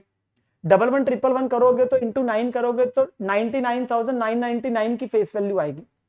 अगर आप इतने शेयर्स इशू करते हो, आप बोलते 0.5 से कम है, तो इंटू 9 करोगे तो 99,999 की फेस वैल्यू इकट्ठी होगी। तो उसकी वजह से 1 रुपए से आपका सेक्शन 55 वैलिड हो जाएगा, क्योंकि मिनिमम 1 लाख करना है। तो जब भी शेयर डेसिमल में आते हैं बेटा, कभी भी आप राउंड ऑफ नहीं करते, आप हमेशा अगले वाला लेते, हमेशा ही हमेशा, चाहे 0.01 क्यों ना आता, अभी तो 0.11 आ रहा है, हमेशा अगला लेना, क्योंकि जैसे ही पीछे गए कंप्लायंस पूरी नहीं होगी। जैसे यहाँ पे 1 रुपए से शॉर्टफॉल रह जाएगा, हमेशा अगला लेना है हमेशा। तो जब भी हमेशा अगला लेना है तो वो आंसर कितना बनेगा? फ्रैक्शनल परमिटेड नहीं है तो मिनिमम नंबर ऑफ शेयर्स कितने इशू करेंगे? कम से कम इतने, क्योंकि इससे अगर आपने कम किए तो कंप्लायंस नहीं होगी, तो इतने कम से कम। और अगर मल्टीपल ऑफ 50 में कर रहे हो तो आगे ही जाओगे, तो कितना बनेगा? 11,150। मल्टीपल ऑफ 100 होता तो 11,200, 11,200, आगे ही जाना है, पीछे नहीं आ सकते, क्योंकि पीछे जैसे ही आए कंप्लायंस नहीं पूरी होगी, चाहे वो 1 शेयर का या आधे शेयर का या उससे भी कम का शेयर का फर्क ना हो, तो भी आपने आगे जाना है, हमेशा ही हमेशा आगे जाना है, क्योंकि पीछे गए तो कंप्लायंस पूरी नहीं होगी। वही पॉइंट है, क्योंकि कंप्लायंस की बात है, लीगल कंप्लायंस में हम अपने पास बेटा कुछ भी ऐसा नहीं हो सकता कि हम उसकी वायलेशन कर दे, ठीक है ना, फॉलो ना करें। देन जो पार्ट बी है बेटा वो भी आसान है। पार्ट बी आपको क्या कहता है? कहता है मेक लिमिटेड के पास 6,000 14% प्रेफरेंस शेयर्स है, 100 ईच फुली 8 वाले। कंपनी ने डिसाइड किया कि इनको रिडीम करना है किस पे? 10% प्रीमियम पे। तो 6,000 शेयर्स है 100 ईच वाले, और इनको रिडीम करना जाना है 10% प्रीमियम, मतलब 6 लाख के शेयर थे, 6 लाख के बदले 10% एक्स्ट्रा 660 देना। डिसाइड किया कि हम इशू करेंगे एक तो 50,000 इक्विटी शेयर्स 10 वाले पार पे, और एक 2,000 12% डिबेंचर्स 100 ईच वाले। तो 2 इश्यूज आ रहे हैं। तो हमेशा मैंने आपको सिखाया भी होता है, पहले हमेशा पैसा आने की एंट्री डालो, फिर पेमेंट्स की एंट्री डालो। कह रहे इशू पूरा सब्सक्राइब हुआ, सारे पैसे पूरे मिल गए, पेमेंट भी कर दी, प्रॉफिट्स की कोई दिक्कत नहीं है, मतलब पीएनएल वगैरह का बैलेंस सफिशिएंट है, एंट्री डाल दो। पहले पैसा आने की एंट्री, तो bank to equity share capital 50,000 into 10 par पे है तो 5 लाख हो गया। So bank to equity share capital, bank account debit to equity share capital 5 lakh, ठीक है जी, bank to equity share capital 5 lakh. Then अगला है बेटा bank to 2,000 debentures of 100 each, तो बैंक टू 12% डिबेंचर्स 2 लाख, ये भी आपके पास आ गया। बैंक टू आपके पास 12% डिबेंचर्स 2 लाख। फिर अब हमने रिडीम करने 6,000 है बेटा, 100 वाले देना है 10% एक्स्ट्रा, सो 6,60,000 देना है। सो ड्यू की एंट्री डली। सो प्रेफरेंस शेयर 14% है, 12 लिख दिया, तो 14% प्रेफरेंस शेयर कैपिटल है बेटा 6 lakh, premium on redemption 60,000 to preference holder 660, due किया पे कर देंगे प्रेफरेंस होल्डर टू बैंक 660, 60,000 का ये नुकसान है, इसे राइट ऑफ कर देना है। तो PNL account debit to premium on redemption, we always write off through PNL, क्योंकि हम हमारे पास यही मानते हैं कि कंपनी जो है स्पेसिफाइड कंपनी बेसिकली आ गया जिनको एएस के साथ कंप्लाई करना पड़ता है अंडर सेक्शन 133 में, तो उसके हिसाब से बेसिकली क्या है बेटा, वो प्रॉफिट्स को यूज करते हैं, एसपीआर को यूज नहीं कर सकते सिक्योरिटी पे उनको, तो हम पीएनएल को ही यूज कर रहे, पीएनएल या जर्नलिज्म जैसे भी है। और फिर सीआरआर में जाएगा, सीआरआर में कितना जाएगा सर, फेस वैल्यू, तो फेस वैल्यू नए शेयर्स की बेटा कितनी थी हमारे पास में, फेस वैल्यू आपके पास कितनी थी बेटा, जो हम रिडीम करने जा रहे हैं सर, जो रिडीम करने जा रहे हैं वो 6 लाख है, और नए शेयर्स की कितनी है 5 लाख। तो बेटा अपने पास डिवेंचर्स लेना होता है 9, सो 6 लाख में से अगर 5 लाख गया तो कितना रह गया सर 1 लाख, तो 1 लाख सीआरआर में जाएगा, पीएनएल टू सीआरआर, पीएनएल या जर्नलिज्म जैसे भी आप यूज करना चाहते हैं। सो पीएनएल या जर्नलिज्म टू क्या आ जाएगा बेटा, सीआरआर, और वो अमाउंट हमारा चला जाएगा जिससे कंप्लायंस पूरी हो जाएगी सेक्शन 55 की, और क्वेश्चन हमारा खत्म हो जाएगा, ठीक है ना। यस सर, अगला क्वेश्चन जो बेटा हमारा आता है वो आता है रिडम्पशन ऑफ डिबेंचर्स का, रिडम्पशन ऑफ डिबेंचर्स का, ये भी किया हुआ क्वेश्चन है स्टडी मैट में, उसी फिगर्स को उन्होंने बेटा ऑलमोस्ट डबल वगैरह किया हुआ यहाँ पे, ठीक है ना। सो क्वेश्चन है, अल्फा लिमिटेड एक लिस्टेड कंपनी है, इशू किए ₹3 लाख के 5% डिबेंचर्स थे, जिसपे इंटरेस्ट हाफ ईयरली पे होता है 31 मार्च और 30 सितंबर को, पावर है कि हम ओपन मार्केट से खरीद सकते हैं कैंसिलेशन के लिए, फॉलोइंग परचेजेस हमारी हुई है बेटा 31 दिसंबर 22 वाले ईयर की, एंड कैंसिलेशन सेम डेट पे कर रहे हैं। ईयर एंड पे बेटा इन्वेस्टमेंट जो हमने तब करी थी वो 3 लाख के ऊपर, बेसिकली क्या लिस्टेड है तो डीआरआर की जरूरत इफेक्टिवली नहीं आ रही, पर डीआरआर आई आपके पास में बना के रखा है 15%, तो पहले से पड़ा है वो 3 लाख का 15% 45%, तो कंप्लायंस उसकी मीट है इन्वेस्टमेंट्स की। एक 1 मार्च को खरीदे, एक 1 सितंबर को खरीदे, इतनी वैल्यू के इतने रुपए में मार्केट से, हमें कह रहा है आपके पास खरीद के उसी सेम डे कैंसिल कर दिया। फॉलोइंग अकाउंट्स बना दीजिए इस पर्टिकुलर ईयर के, डिबेंचर अकाउंट मांग रहा है और ओन डिबेंचर अकाउंट मांग रहा है, टैक्स इग्नोर कर देना और इंटरेस्ट को राउंड ऑफ कर देना in nearest multiple rupee on the higher side. तो यहाँ 2 ही अकाउंट मांग रहे बेटा, डिबेंचर और ओन डिबेंचर। जब ओन डिबेंचर मांगता है ना तो हम क्या करते हैं, 2 एंट्रीज में स्प्लिट कर देते हैं, पहले जब खरीदते हैं तो ओन डिबेंचर टू बैंक, और फिर कैंसिल करते हैं तो डिबेंचर टू ओन डिबेंचर, उस समय प्रॉफिट लॉस आता है। तो इसीलिए अब डिबेंचर्स का बैलेंस कितना बेटा 3 लाख रुपए, तो ये तो डिबेंचर्स का डल गया। सो डिबेंचर्स का बैलेंस ब्रॉट डाउन आ गया 3 लाख। अब हमने जब डिबेंचर्स इस साल खरीदे मार्केट से अपने, तो हम सीधा इसी अकाउंट में टू बैंक नहीं कर रहे, हम ओन डिबेंचर में कर रहे। किस में कर रहे बेटा, ओन डिबेंचर में। ओन डिबेंचर में पहले हमने कितनी नॉमिनल वैल्यू के खरीदे, 1 मार्च को 50,000 के, 49,450 एक्स इंटरेस्ट है, तो इंटरेस्ट अलग से दे रहे। सो टू बैंक 50,000 है, इसमें कॉस्ट आ गई 1 मार्च को, और कितने महीने का इंटरेस्ट होगा सर, पिछला इंटरेस्ट हमारा कब गया है, पिछला इंटरेस्ट हमारा 30 सितंबर को गया था, तो 50,000 पे 5% बेटा फॉर आपके पास 5 मंथ, तो नीचे दिया हुआ इतना इंटरेस्ट पे किया गया, 50,000 इंटू 5% इंटू 5 डिवाइडेड बाई 12, 1041.6, तो 1042 हो गया। अब हमने सेम डे कैंसिलेशन करी है, तो डिबेंचर्स टू ओन डिबेंचर्स आ जाएगा। सो बाय डिबेंचर यहीं पे आ गया effectively, so to own debenture आया, इतनी कॉस्ट में खरीदे जो एक्स इंटरेस्ट कॉस्ट थी, और बाकी मेरा प्रॉफिट हो गया 550 का, बाकी मेरा क्या हो गया, प्रॉफिट हो गया 550 का, जो प्रॉफिट ऑन कैंसिलेशन है, ठीक है ना, जो पीएनएल में चले जाता है। तो ये आपके पास चीज आ जाएगी, और ये यहाँ पे खत्म हुआ, यहीं पे बाय डिबेंचर लिख के 50 और 49,450 खत्म। तो वो स्प्लिट हो रहा है, नहीं तो अगर ये ना मांगता अकाउंट तो मैं उसी अकाउंट में टू बैंक लिख रहा होता 49,450, बस यही फर्क था। ओन डिबेंचर मांगने से वो इसके रूट थ्रू हो रहा है। फिर इंटरेस्ट का अकाउंट नहीं बेटा मांगा, नहीं तो इंटरेस्ट के अकाउंट में पहले का इंटरेस्ट आता, वो इंटरेस्ट पे कर रहे होते, वो फर्क पड़ना था उसे। 1 सितंबर को 40,000 नॉमिनल वैल्यू 40,250 कम इंटरेस्ट है बेटा, अभी कम इंटरेस्ट खरीदा, तो पहले इंटरेस्ट निकालना पड़ेगा। 1 सितंबर है तो बेटा पिछला इंटरेस्ट 31 मार्च को पे किया था कंपनी ने। सो आपके पास कितने महीने का इंटरेस्ट पे करेंगे, 40,000 5 मंथ का। सो 40,000 5% 5/12, 40,000 5% इंटू 5 डिवाइडेड बाई 12, 833.33 उसने स्पेसिफिकली लिखा है कि आपने ऊपर वाले पे लेके जाना है, तो 834 कर दीजिए, क्योंकि क्वेश्चन आपको स्पेसिफिकली ये बात कह रहे हैं कि आपने जो राउंड ऑफ करना है इंटरेस्ट को बेटा वो हायर साइड पे लेके जाना अगर डेसिमल में आएगा, तो इसलिए हम 833 नहीं लिख रहे, क्वेश्चन ने बात बोली है इसीलिए ऐसा हो रहा है। सो 834 आया, 40,000 है, और क्योंकि कम इंटरेस्ट था 40,250 में से हमने इसको माइनस कर दिया 834 को, तो 39 आपके पास में 416 आ गई कॉस्ट।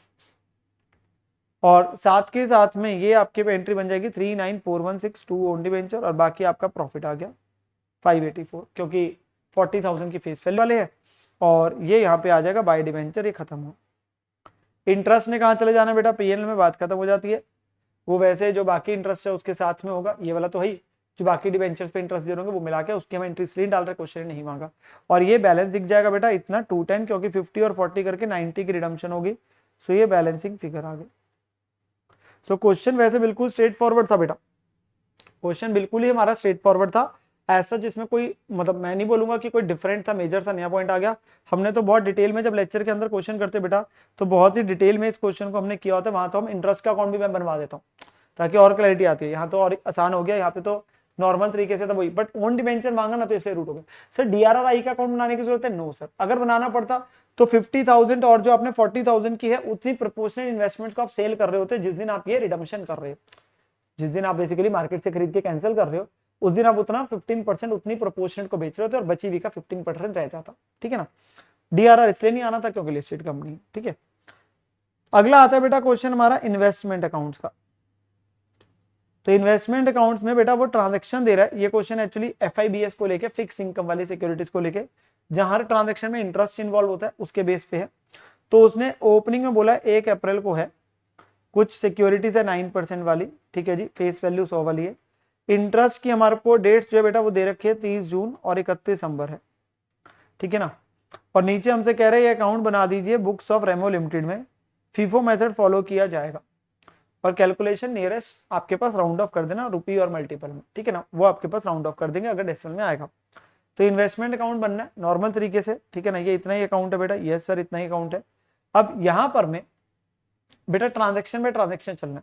सबसे पहले क्योंकि इंटरेस्ट बेटा 30 जून और 31 दिसंबर को और हमारा साल 1 अप्रैल को है, सो 3 महीने का एक्रूड इंटरेस्ट आ रहा होगा, और उसने बात लिख भी थी, वैसे तो जरूरत नहीं थी पर लिख दी। सो ओपनिंग में 1 लाख नॉमिनल वैल्यू हो जाएगा 90,000 और 3 महीने का एक्रूड इंटरेस्ट आएगा। सो 1 अप्रैल 2 बैलेंस ब्रॉट डाउन 1,90,000 और 9% बेटा रेट है, बस ध्यान रखना, और 3 महीने का एक्रूड इंटरेस्ट आ रहा है 2250, वो चेक करते रहेंगे। 1 लाख इंटरेस्ट हमेशा ऑन दी फेस वैल्यू 9% और 3 मंथ्स का इंटरेस्ट। फिर अगली ट्रांजेक्शन बेटा 1 मई को है, कंपनी ने सेम गवर्नमेंट सिक्योरिटीज खरीदी है, फेस वैल्यू 80,000 वाली, 95 कम इंटरेस्ट में खरीदी है। क्योंकि कम इंटरेस्ट में खरीदे तो पहले इंटरेस्ट आएगा, तो 80,000 वाली है बेटा, 2 बैंक है 80,000। अब 9% के हिसाब से कितने महीने का सर, 31 दिसंबर तक था, तो जनवरी फरवरी मार्च एंड अप्रैल, तो 4 महीने का आएगा। 80,000 9% इंटू 4 डिवाइडेड बाई 12, सो 2400 बना। नीचे वर्किंग दे रखी है, उसमें कोई दिक्कत नहीं है, और क्योंकि खरीदा बेटा 95 पे है तो ये 800 हो गए, मतलब 95% बोल देंगे, तो वो 76,000 बनता है बेसिकली। 800 नंबर हो गए इंटू 95 और माइनस इंटरेस्ट कर दिया, क्योंकि ये डील क्या थी, कम इंटरेस्ट थी। ये डील क्या थी, कम इंटरेस्ट। एक्स इंटरेस्ट होता तो सीधा डाल देता, कम इंटरेस्ट है तो उसी के अंदर इंटरेस्ट जुड़ा हुआ है, तो 73,600 हो गया। ठीक है ना, फिर 1 जून को 60,000 फेस वैल्यू वाली को बेचा है, कितने में, 94 कम इंटरेस्ट में, तो अगेन सेल कम इंटरेस्ट पे, 60,000 94 पे, तो बेटा बाय बैंक आ गया 60,000। अब हमें इंटरेस्ट मिल रहा होगा 1 जून है बेटा, तो 5 महीने का मिला, तो 60,000 इंटू 9% इंटू 5 डिवाइडेड बाई 12, 2250।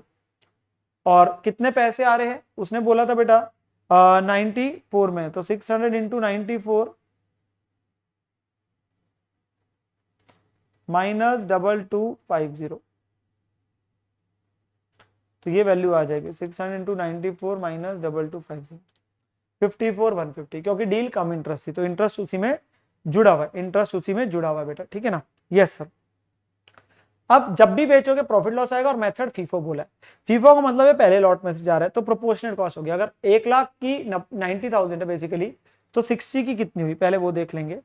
सो हमारे पास बेटा चेक करेंगे आप 60,000 वाले की कितनी हुई, अगर 1 लाख की 90 है तो 54,000 बैठती है, और बेचा 54,150 में, तो 150 रुपए का प्रॉफिट आ गया। 150 का प्रॉफिट बैठता है, क्योंकि 54,000 प्रोपोर्शनेट कॉस्ट बैठती है, फीफो मेथड है पहले लॉट में से, तो 2 पीएनएल अकाउंट आ गया 150 जो प्रॉफिट है, क्योंकि प्रोपोर्शनेट कॉस्ट आते हैं 54,000। 1 लाख की अगर 90 है तो 60 की कितनी हुई, 54,000, बेचा 54,150 में, तो 150 का प्रॉफिट आ गया। देन बेटा हमारे पास में क्या होगा, अगली ट्रांजेक्शन जो बेटा वो 30 जून को आ रही है। अब जब 30 जून को आ रही है बेटा, तो 30 जून के अंदर में हमारे पास में क्या हुआ सर, इंटरेस्ट मिलेगा। अब जब बेटा हमें इंटरेस्ट मिल रहा है, सो इंटरेस्ट में कैसे होगा सर, इंटरेस्ट मिलेगा कितनी होल्डिंग पे, 1 लाख और 80, 180 था, 180 में से 60 चला गया तो 120 है का 9% 6 महीने का, तो वो बनता है 5400, वो आ जाएगा बाय बैंक 6 महीने का इंटरेस्ट।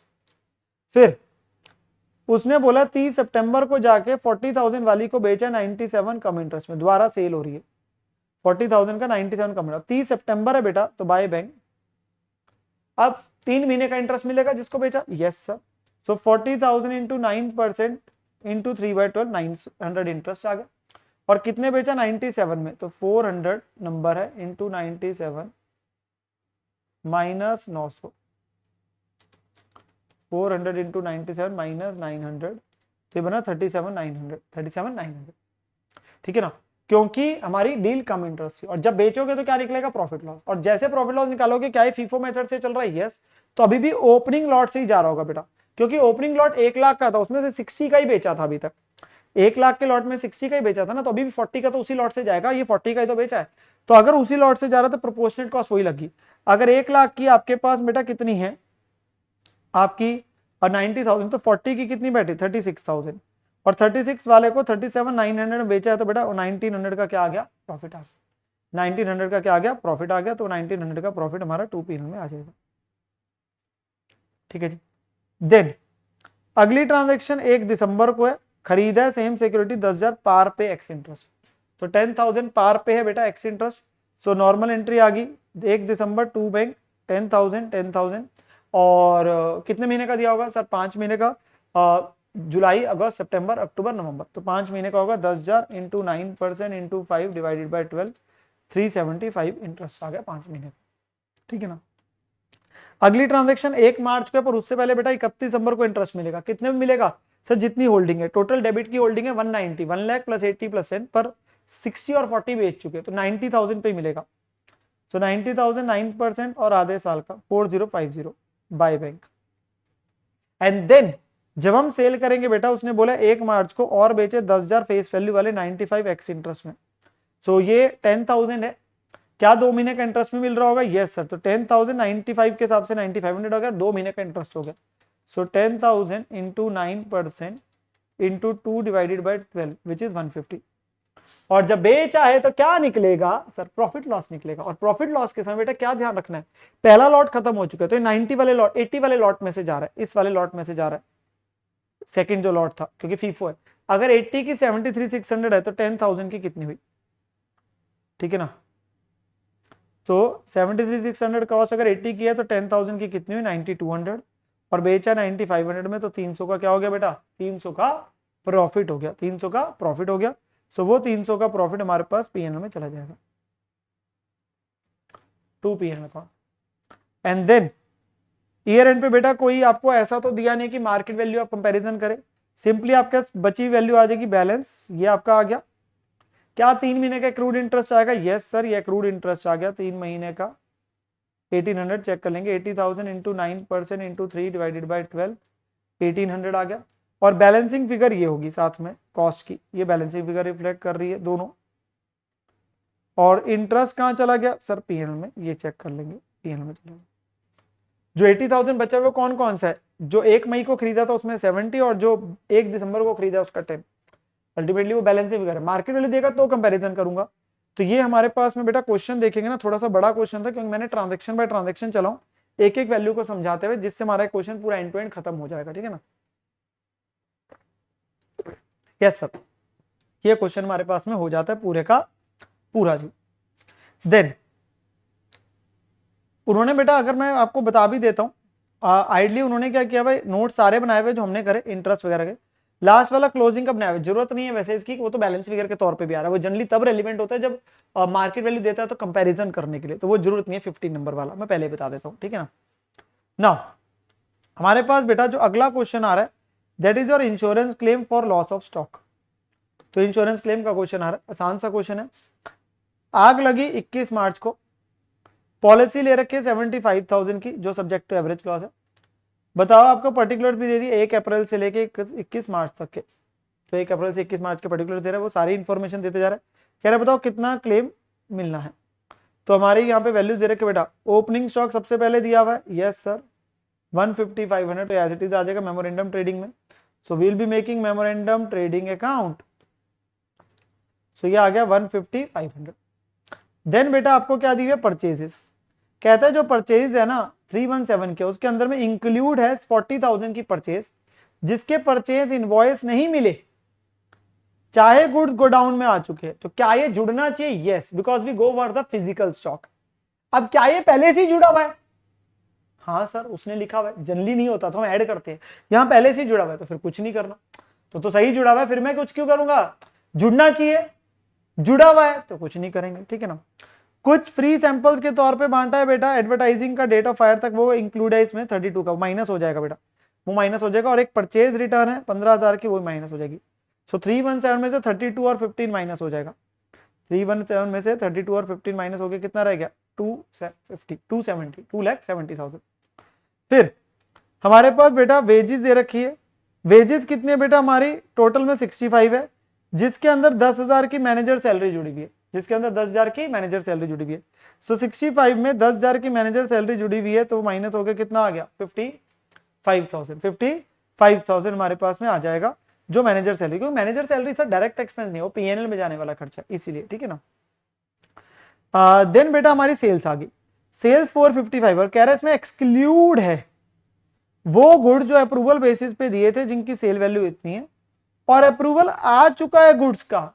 अच्छा, जनरली क्या होता है, सेल में वैल्यू जुड़ी होती है और अप्रूवल आया नहीं होता, तो हम कहते हैं सेल से माइनस करो, क्योंकि वो सेल का पार्ट नहीं, अप्रूवल नहीं, और उसे अलग से दिखाओ स्टॉक विद। यहां उल्टा हो गया, सेल में जुड़ा हुआ नहीं है और अप्रूवल आ गया, तो क्या है सेल होगी?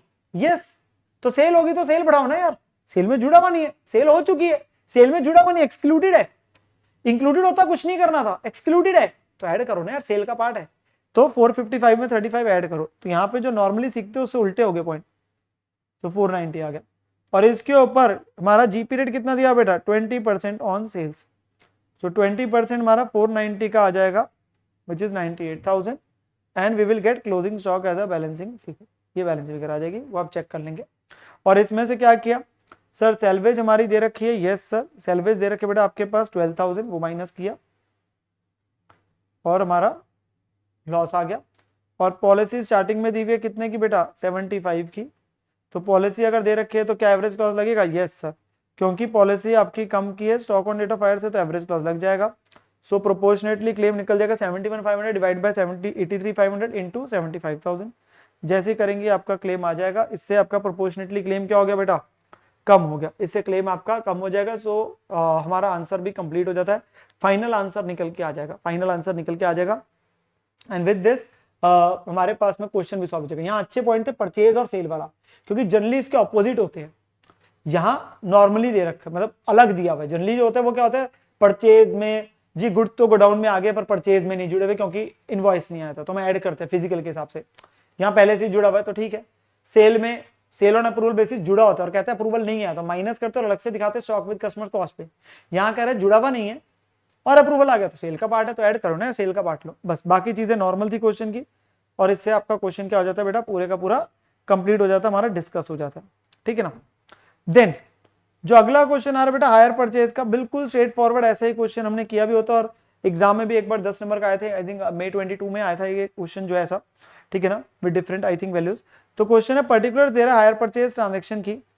आर हायर परचेजर ने 3 मशीन खरीदी थी बेटा एस से हायर परचेज सिस्टम पे, और हर मशीन की कैश प्राइस है 3 लाख ईच की। वो खुद डेप्रिसिएशन फॉलो करता है 20% WDV पे। 2 मशीनरीज जो बेटा सीज कर ली थी वेंडर ने, जब सेकंड इंस्टॉलमेंट हमने पे नहीं करी थी दूसरे साल के अंत में। हायर वेंडर ने दोनों मशीनरीज की वैल्यू जो लगाई वो लगाई कैश प्राइस लेस 30% एप्शन हर साल की अंडर WDV। हम फॉलो कर रहे 20, वो कहता है मैं तो 30 फॉलो करूंगा जी, मैं तो 30% फॉलो करूंगा, क्योंकि अल्टीमेटली जो है तुमने मेरी मशीनों की देखो क्या हालत कर दी। तो जो एग्रीड वैल्यू, और ये पार्शियल रिपोजिशन हो गया, क्यों? क्योंकि 3 में से 2 लेके जा रहा है। उसने बाद में उन पे खर्चा किया 15,000 का रिपेयर का और उनको बेच दिया 255 में, तो वो उसने बाद में उनको ठीक ठुक करा के सेल की थी। अब पूछ रहा है पहला एग्रीड वैल्यू बताओ 2 मशीनों की जो उसने वापस लेके गया। तो वो जो लेके जा रहा है बेटा उस पर तो कौन सा मेथड लगा रहा है? 30% WDV। और 3 लाख एक की है तो 2 की होगी 6 लाख, 2 सालों की लगानी है, ठीक है ना, 2 सालों की वैल्यू लगानी है। सो हमारे पास बेटा जो वैल्यू लगाई जा रही है 3 लाख इंटू 2 6 लाख, 30% के हिसाब से उसने वैल्यू करी तो 30 लगेगी, पहले साल की 180 420 आया, फिर अगले साल की 420 पे 30%, तो ये एग्रीड वैल्यू है। इस वैल्यू पे वो लेके जा रहा है बेटा, इस वैल्यू पे वो लेके जा रहा है जो हमारी 2 मशीन है, ये उसने एग्रीड वैल्यू ऑफ गुड्स रिपोसेस है जिसकी हम एंट्री डालते हैं अपनी किताब में, ठीक है ना। तो वो वैल्यू आती है हायर वेंडेड टू मशीन और वो डालता है गुड्स रिपोसेस टू हायर परचेजर। फिर अगला सवाल है बुक वैल्यू बता दो जो मशीन बची रह गई है, तो वो तो हम फॉलो करते बेटा 20% WDV, तो हम उसके हिसाब से ही निकालेंगे। हमारा तो WDV 20% है, जो बची हुई वाली पे 2 सालों की एक ही मशीन बची हुई ना, 2 ले गया 3 में से, तो उस पे 20% के हिसाब से निकलेगा। सो 3 लाख हम तो फॉलो करते हैं 20% पहले साल, 20% अगले साल, तो वैल्यू आ गई 192,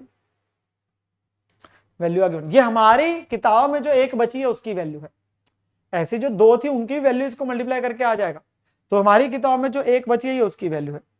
अब प्रॉफिट लॉस बताओ कितना हुआ उसको, हायर परचेजर को जो 2 मशीन है वो लेके गया, हायर वेंडर ले गया ना, तो हायर परचेजर को क्या हुआ बेटा, हायर परचेजर को लॉस हो जाएगा। क्यों बेटा, आप फॉलो कर रहे हो 20% ऑप्शन, दूसरे ने उसकी वैल्यू पे लगाया 30% ऑप्शन, तो उसने वैल्यू उनकी कम लगाई, तो वो कैसे पता चलेगा, 2 मशीनों की जो वो लेके जा रहा है उसकी वैल्यू आपकी किताब में कितनी है, वो है 384, उसने वैल्यू कितनी लगाई 294, तो उसी की वजह से आपको लॉस हो जाएगा कितने का बेटा 90,000 का, जो आप पीएनएल में ले जाओगे।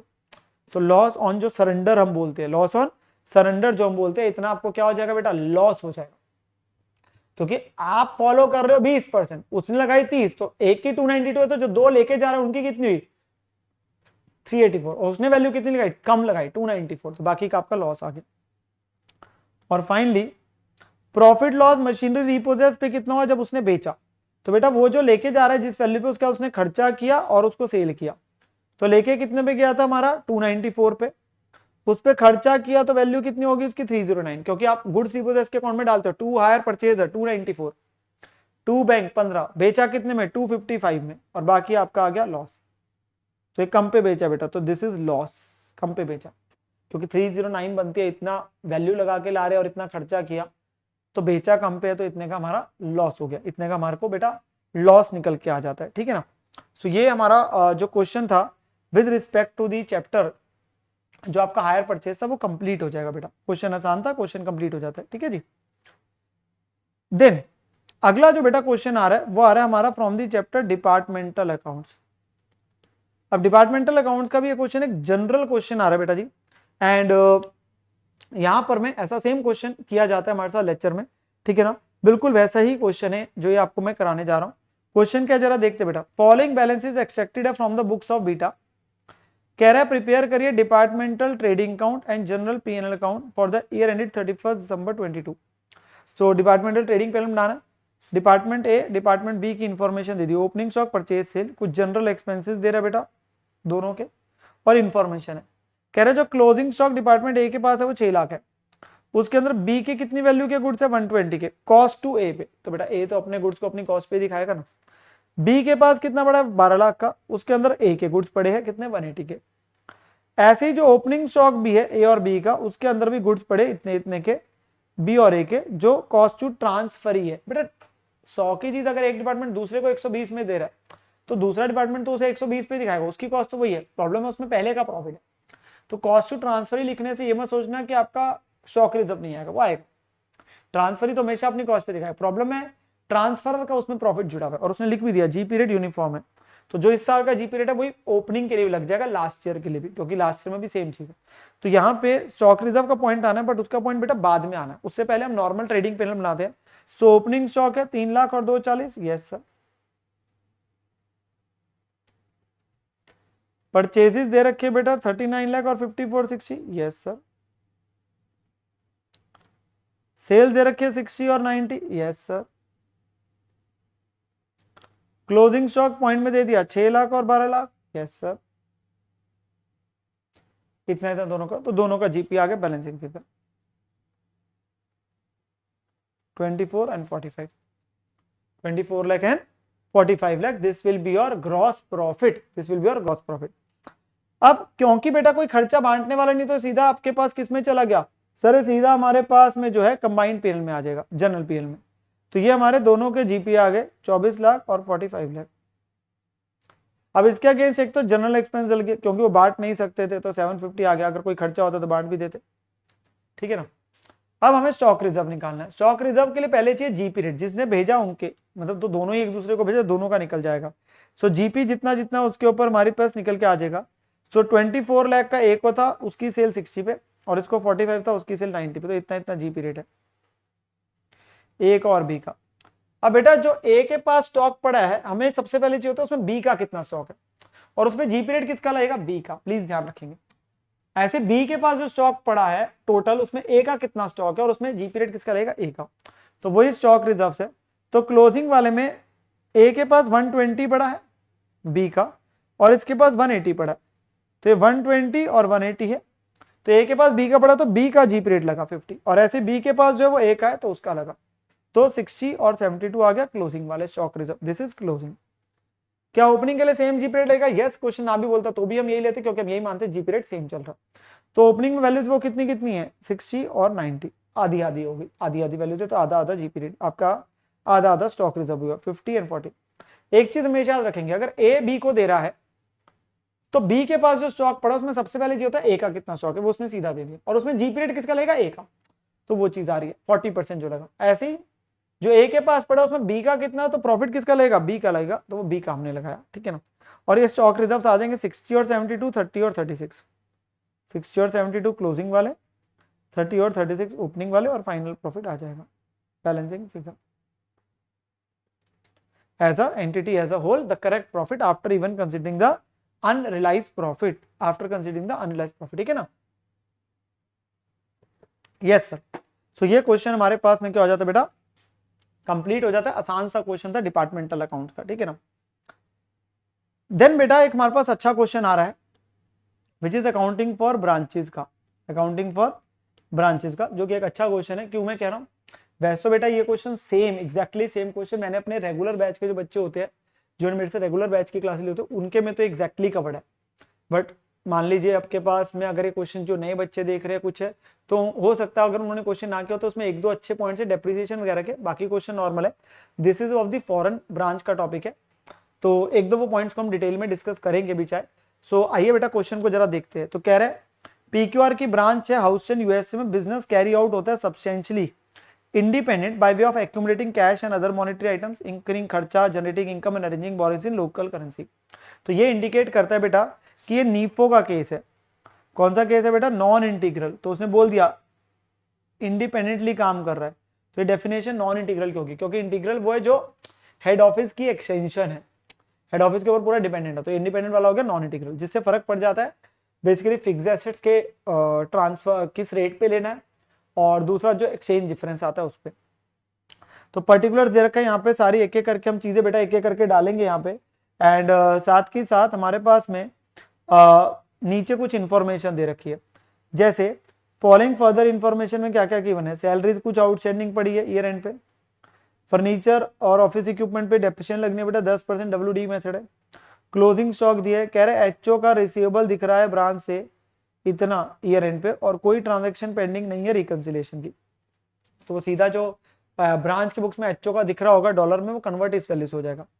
ऑफिस इक्विपमेंट में एक ऑफिस इक्विपमेंट ओपनिंग का जुड़ा हुआ जो खरीदा और एक फर्नीचर का है, तो मेन हमें पॉइंट जो सीखने ऑफिस इक्विपमेंट फर्नीचर के आने, ठीक है जी, और एक्सचेंज रेट दे रहा है। ये 1 अप्रैल 21 ओपनिंग आ गया, 31 मार्च 22 क्लोजिंग आ गया, ये एक स्पेसिफिक डेट का दे रहा और एवरेज दे दिया। हमें कह रहे हैं ट्रायल बैलेंस बना दीजिए इनकॉर्पोरेट करते हुए एडजस्टमेंट जो भी दे रखी है, और डॉलर को किस में कन्वर्ट कर दो, रुपीज में। बेटा हमारे लिए पहला कार्य क्या है कि जो बेसिक सारी ट्रांजैक्शन है ना अदर देन दी फिक्स्ड एसेट उनको कंप्लीट करते थे, फिर हम सिर्फ फिक्स्ड एसेट का बचेगा, सिर्फ फिक्स्ड एसेट का बचेगा। सो हम क्या करते हैं, पहले अदर देन फिक्स्ड एसेट वाले पे चलते हैं। तुम्हारे जो रेट्स है बेटा, ओपनिंग कितना है 64, क्लोजिंग है 75 और एवरेज है 72, तो हम उसी को ध्यान में रखते हैं बेटा, हमने अपने पास में चलना है, तो उसी को ध्यान में हम रखेंगे, ठीक है ना। और सबसे पहले अगर हम देखें ऑफिस इक्विपमेंट ओपनिंग एक्यूमुलेटेड, इन पे हम बाद में आते हैं, हम सीधा शुरू करते हैं ओपनिंग स्टॉक से 24,500, इस पे ओपनिंग रेट लग जाएगा बेटा। सो 24,500 पे आगे चलते हम लोग, तो ओपनिंग स्टॉक पे ओपनिंग रेट लग गया, मल्टीप्लाई करके वैल्यू आ गई। वो आप कैलकुलेटर पे करते चलेंगे, वैल्यूज आती जाएगी, ठीक है। फिर फिक्स एसेट पे मैं आऊंगा, बाद में आता हूँ। परचेजेस पे क्या लग गया सर, एवरेज रेट। सेल्स पे क्या लग रहा है, एवरेज रेट। 96,500 और 176,250 विच इज 72। तो मल्टीप्लाई किया तो वैल्यू आ गई, मल्टीप्लाई किया तो वैल्यू आ जाएगी। फिर सैलरीज दे रखा है 4250 पर कुछ आउटस्टैंडिंग भी है पहले पॉइंट में, तो क्या करते हैं सर, ऐड कर देंगे और लायबिलिटी दिखाएंगे। क्यों? क्योंकि खर्चे ने मल्टीप्लाई होना है एवरेज रेट से, और आउटस्टैंडिंग सैलरी किसमें दिखना है, बैलेंस शीट में, उस पर क्लोजिंग रेट आएगा। सो 4250 में 600 ऐड कर देना है, तो 4850 आ गया, और आउटस्टैंडिंग सैलरी भी आ जाएगा 600। खर्चा मल्टीप्लाई हुआ एवरेज रेट से तो वो इतना आएगा, और लायबिलिटी मल्टीप्लाई हुई क्लोजिंग रेट से जो बैलेंस शीट में दिखेगी 45,000। तो हम इसका इफेक्ट हमेशा लेते हैं, आउटस्टैंडिंग प्रीपेड वगैरह का always we have to take the effect always, क्योंकि खर्चे ने मल्टीप्लाई होना है एवरेज रेट से, लायबिलिटी या एसेट जो है प्रीपेड आउटस्टैंडिंग उसने मल्टीप्लाई होना है क्लोजिंग रेट से। फिर कैरेज इनवर्ड है, रेंट रेट एंड टैक्सेस है, दोनों के दोनों ने मल्टीप्लाई किससे होना है, एवरेज रेट से। 256 भी और 956 भी, सो 256 भी और 956 भी दोनों 72 से ही मल्टीप्लाई हुए, which is average rate, which is average rate, दोनों के दोनों एवरेज रेट से मल्टीप्लाई हो रहे, ठीक है ना। फिर ट्रेड रिसीवेबल है बेटा, debtor closing rate, trade payable closing rate, तो 12,560 और 8650 और 865 क्लोजिंग रेट से मल्टीप्लाई हो जाएगा, जो कि 75 था, जो कि 75 था, क्लोजिंग रेट से मल्टीप्लाई हो जाएगा बेटा ये, ठीक है ना। Yes sir. देन बैंक और कैश अगेन दोनों किससे, क्लोजिंग रेट से, 2540 और 500। सो 2540 और 500 दोनों हमारे बैंक और कैश क्लोजिंग रेट से मल्टीप्लाई होंगे 75 से, ठीक है ना। और फिर एक बचा बेटा यहाँ पे एचओ अकाउंट 37322, तो एचओ का तो बेटा एक्चुअल दे ही रखा है, विच इज हमारे पास ये वाली वैल्यू, तो 2375614 वो उससे रिप्लेस होगा, 2375614। सो जो हमारे को वैल्यू दे रखी है एचओ की, ये इससे रिप्लेस होगी 2375614, वो गिवन है, तो वो वैल्यू गिवन वाली आ गई।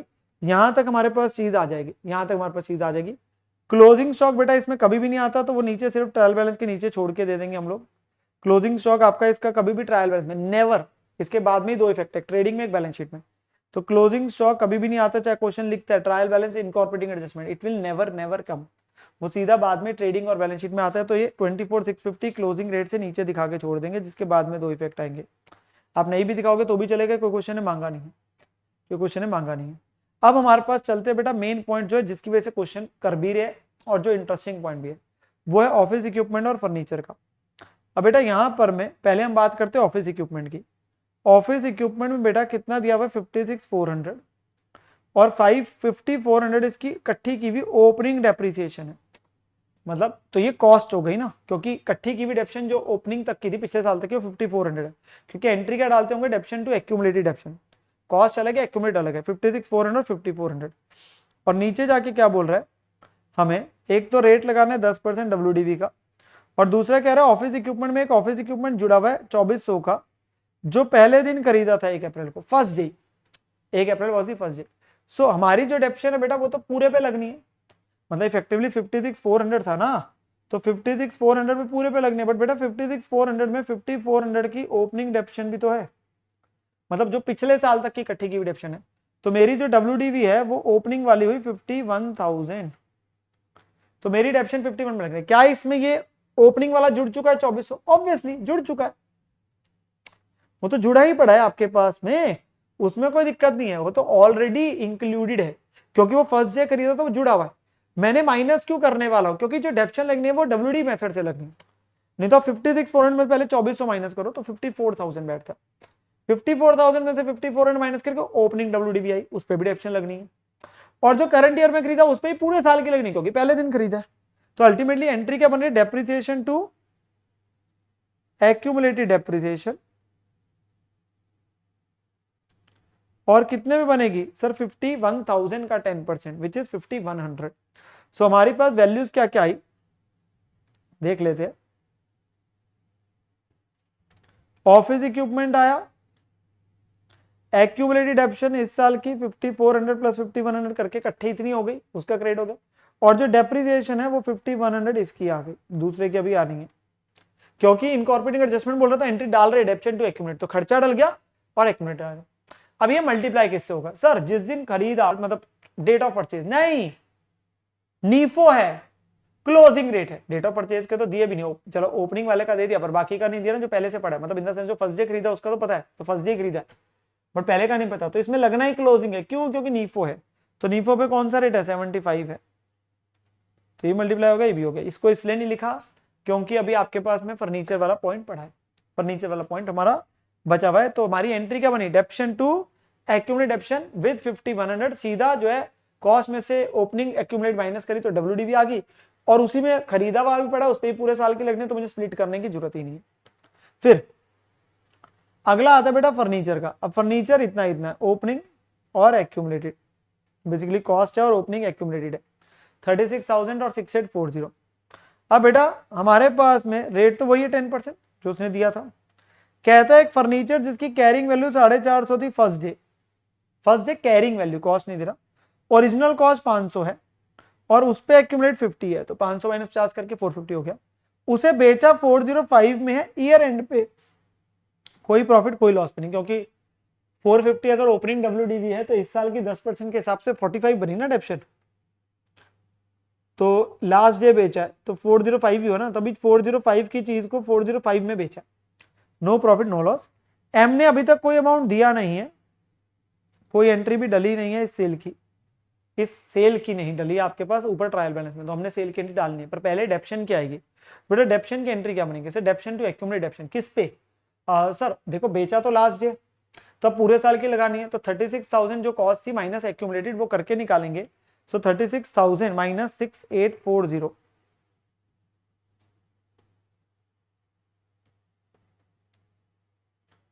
जो ओपनिंग एक्यूमुलेटेड था उसका 10%, तो इसमें उस हिस्से की भी आ जाएगी जिसको बेचा, उसकी तो हम बात अलग से करेंगे। 29,160 का 10%, 2916।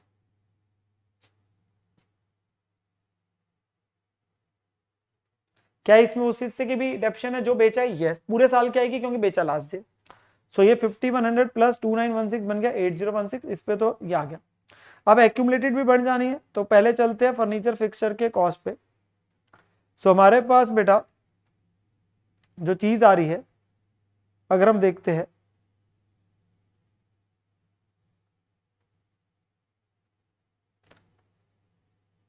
सो